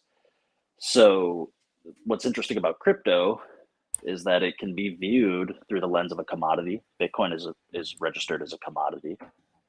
But is it a commodity in the same way that wheat is a commodity, right? Typically, when we're referring to traditional commodities, they're useful products that can help sustain human life. Whereas I can't eat Bitcoin, I can't eat cash, right? So I think while we may see a bull run in crypto along with the rest of the assets of the legacy finance that are given sort of a pump before the drawn out recession, at this point, given the fact that the majority of Bitcoin and Ethereum trades occur through centralized exchanges, I would think that there is a stronger correlation between the capital inflows and outflows of money in the crypto markets, much more correlated with legacy than people choose to believe. I don't know. Choose to believe. It's more like under education rather than choose to believe. That might be fair too, right? Because it just is what it is. Exchanges and, it just is what it is, and that is the case. Like it is the same thing. So they move together because it's like, do you have money or not? Are you going to spend it on assets or not? Like that's a pretty fair simplification of it, right? That's kind of where the major tides roll. Richard's YouTube is down again. Oh my gosh, really? God, dude, I'm so sick. Richard, just come on right now, dude. You know, I just vent. All right. Perfect. You'll put that back. I got the. Let's see if it still works. Hold Let's on. see if it still works. The backup I made. Guys, are we fixing Richard Hart's problem in real time? Did you make a That's backup? crazy, man. Yeah, they're gonna come after I'm GRC on the next. They French know he's a keyboard. top player. God damn it! I'm on the French keyboard. Yeah, I'm really glad that your channel hasn't run into any issues, man. And I think it's cool that you're going to speak to other crypto projects and developers and stuff like that. I think Hexicans should be the most aware of how dangerous maximalism is. It doesn't mean that you have to diversify into every shitcoin on Earth. It just means that there's more than Hex out there. I need to make And- content and educate people. Yeah, man. Just like free claiming your BTC was an awesome way to ride hex gains up for a larger BTC bag. Like, don't be afraid of investing Such in a other good cryptos. point, dude. I didn't even think about that. Yeah, like prices appreciate at different times, and even though there's correlations, like there's still a real use case for diversity in crypto portfolios. So why would you want to be undereducated on? I'm not like, you're obviously a stand-up influencer in terms of you want to get useful products. You want to talk to products that are actually doing cool things. I just in need crypto. stimulation. Yeah, In my brain. Like I need to know what's and going you're not on going and to be why. stimulated if you're just talking to rug pull after rug pull and there's no meat there. I don't care about popularity. Like that's something that I've, like it's just so played out in my opinion. Like you can use what you have, like my muscles, for example, to like enhance my channel. But at the same time, it's like, I'm going to have to be here doing this every day. That's the Can I do facts. something that I need to stimulate myself? Because in the reality, this is what I was doing in my free time anyway. I just was doing it at a way worse rate, extreme like rate divided by a million, and by myself for hours at a time, not certain who to pay attention to. I understood that the RH maximalism was more of a gag than anything. It is more of a gag because it's not that RH products happen to be the best, but even RH would say himself, if some stud comes out of nowhere and invents some shit that's groundbreaking, like it would only motivate the space more and put more money into Well, the I mean, space. it's like we know Richard owns Ethereum. And Bitcoin. So it's like, why would we shit talk, other Ethereum's amazing. Layer ones. Ethereum's the most amazing invention, or I don't know, not invention, the most amazing advancement in technology in probably the last 10 years. For open source innovation, Ethereum has probably done more in the last 5 years for humanity than anything, because of how like, rapid it is. It's like it's so rapid. It's more rapid than anything that's ever occurred. Like Shitcoins went up 63,000%. Bitcoin is an innovation because it's a ledger that isn't controlled by a public institution. So, but that's like that's how they started the other payment networks of the world too. They're also ledgers. They're just centralized. They're just closed circuit, so it's more efficient. But Ethereum, Richard's channel's still up. Who's clout chasing? Okay. Hex Squid, I'm calling you out. I want a one-on-one with you in an octagon somewhere. I don't do fake news on this channel. No fake news. Unbelievable. I want clarification or an octagon appointment with Hex Squid. Yo, I'm gonna create so much fun by showing this. We will double your sack balances, dude. Don't show this shit. What are you gonna show on here? Why not? It's fucking hilarious. Because people on here don't even know what the fuck is going on. Some of them have nothing. Of course, man. But it's hilarious. Look at this. No, but this is cool, man. It's the voting. It's the DAO. What do you mean? You should show this to people. Everyone can see the pulsex voting. Yeah, make cannabis legal everywhere. Yes, guys, go vote if you can. Yeah, make cannabis legal everywhere. I agree with that. Go check it out, guys. Don't know. Get the all you got to do, guys. All you got to do to go into the voting, because unfortunately it's not on. You got the burn function, so you can go you can go funky with your funky. No cussing on the channel anymore. Well, there's $75. Yo, let's go see if we can burn. We got to keep the cursing off the channel because the algo. Yeah, I'm do better about my potty mouth. Oh man, you're becoming one of those algo guys. I can be better about it, man. Everyone will be happy. Nimrod, man, I don't like hearing that algo shit. Oh, you that's the reason you have to hear about exposure to the brand, baby. You got to, bro. I quit my job, brother. Like I quit my fucking job. Like I'm doing this all the way through. I'm gonna try it every way possible. I'm gonna do everything I can as a YouTuber would, but I'm just gonna do the same content the whole time and see what happens. I think you can be successful on here if you'd like. I think I talking have two projects will make you accounts more that I'm successful. basing my shit off of, and they're both wildly successful and profitable, and they tell legit information to an extent. Once you get to that 100,000 plus mark, yeah, they do get washed out a bit. Hopefully, I'll have like a whole channel by then where I'm not really doing much of anything. Yeah. Except Yeah, like I mean- being on there for an hour or so. And No, people it's want to cool. support you if you're doing the right thing, and it's fine. Like people do, there are people out there that want to support me, and I will continue to do the right thing because I know there's a common goal in mind. It's just like at this point I'm just all in on this shit. So why not? I'm just gonna double down. Like every money I get is going on into this shit anyway. So it's like, let's go, baby. Yeah. That's This is my future. Living in your ecosystem. That's cool. I think your channel has brought a lot of useful information about different projects as well as Hex, even, right? Like if that's the name of the show, Hex in the Morning, I thought you've done a great service to the education of Hex. Yeah, and Hex so is I'm broad excited. enough where you can just be like Hex in the Morning. Yeah, it's Hex in the Morning. I'm just gonna normalize the shit out of it. Like I'm just gonna normalize it to the point where it's just like, oh, Hex in the Morning, like whatever. It's a crypto show. And people that don't even in Hex are going to be like, oh, yeah, we watch Hex in the Morning. But and they might not necessarily ever know about Hex for a while. But then they'll realize like, oh, this dude, this is his main shit is Hex. And then they'll realize what I stand for. Yeah, it might be interesting to open Hex in the Morning with a super, super quick recap of the Hex daily stats. Just like what's the payout per T-share. And then that way you've established just like, hey, it's Hex in the Morning only because we're on this journey, right? This Quattro Cinco journey for many people. Mm-hmm. So every day, here's the Hex in the Morning. Here's your quick update. Here's your payout per T-shirt yesterday, blah, blah, blah, blah, blah. And then whatever you want to talk about, crypto, all fitness, anything, right? But that we should do that. We should do that at 6 a.m, Jim Rat. Since we're always up at that time and we do nothing, like we should just do like 30-minute just quick update. And then just all day long, people could just and then share we can record it and put a thumbnail on it and just have it for the day. And then have it at night too. Quick update, like before going to bed. Call it 90-night. I just think that brings you continuity. Hex bedtime stories.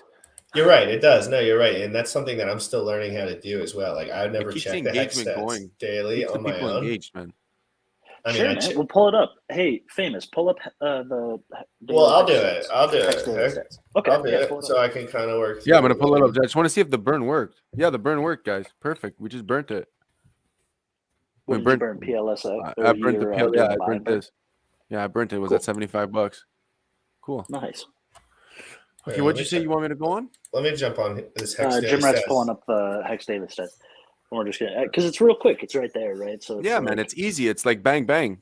Hex price 15.6, not bad. Still holding that 16-cent support. Looking a little limp dick. You know what's funny, Orca? I was actually gonna bring it up later on, and in our daily. RH's channel got banned again. By the way, it is banned. Sorry, so this is official. Sorry, Squid. Yes, it's official, guys. Hey guys, perfect time to step up and let's do what we could do, man. Let's make it as if like it just didn't stop. We got all the videos, all backup, hexlearn.com/backup, or you could go on Richard Hart's Odyssey. Just look up Richard Hart on Odyssey. You have all the videos. There's no fucking excuse now. Hey, no excuse. Let's do this straight up. Let's get a clip of this. Let's start from the bottom. How can you find Richard's backup stuff? Okay, so you could go on Odyssey and get Richard Hart on Odyssey, sign up to Odyssey, or you could simply just go to hexlearn.com/backup. Oh man, I keep having it on the goddamn French keyboard.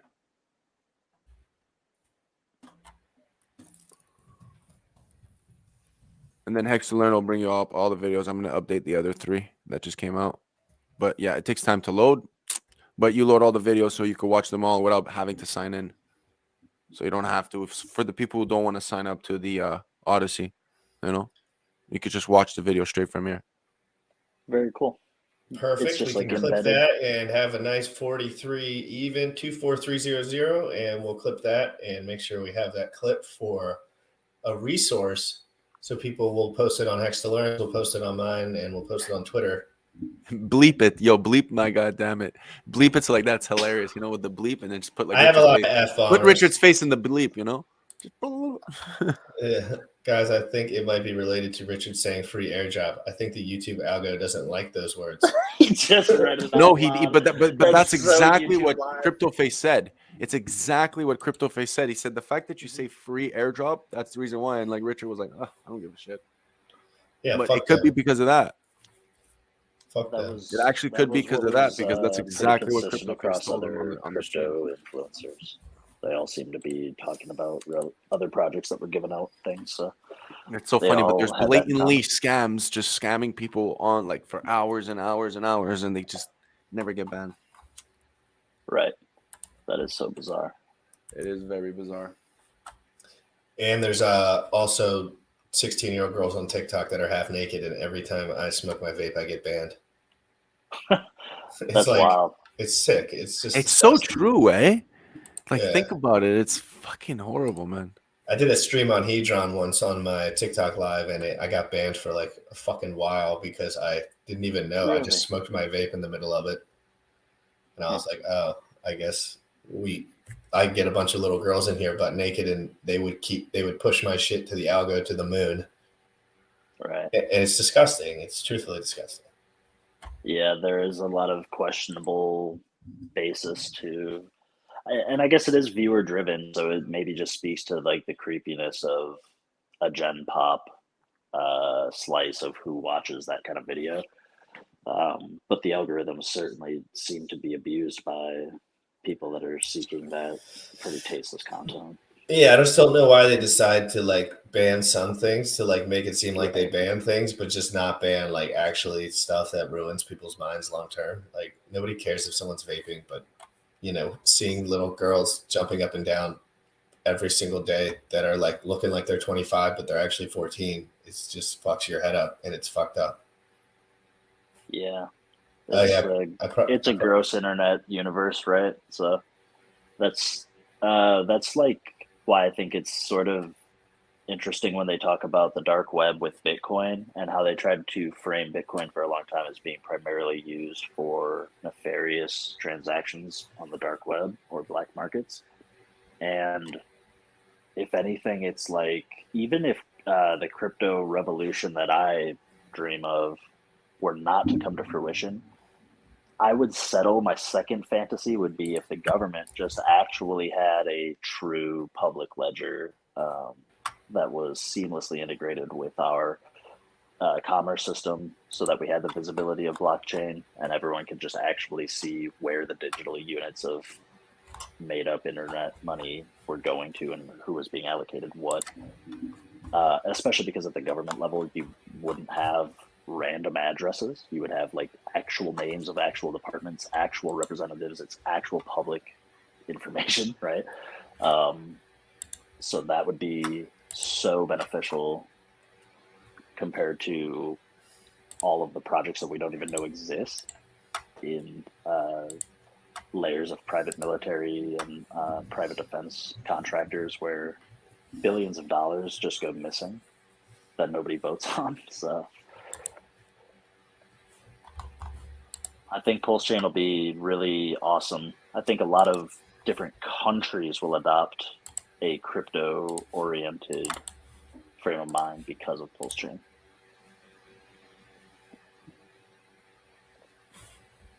Yep. I think so too, man. I can't wait for I'm the not gonna lie, disruption. man. I ranted so long right there. I was so nervous that I was just on mute talking to myself. Guys, it's been a wonderful show. What do you guys think as far as moving forward, some of the shows that we can do or some of the stuff we could do to spice it up around here?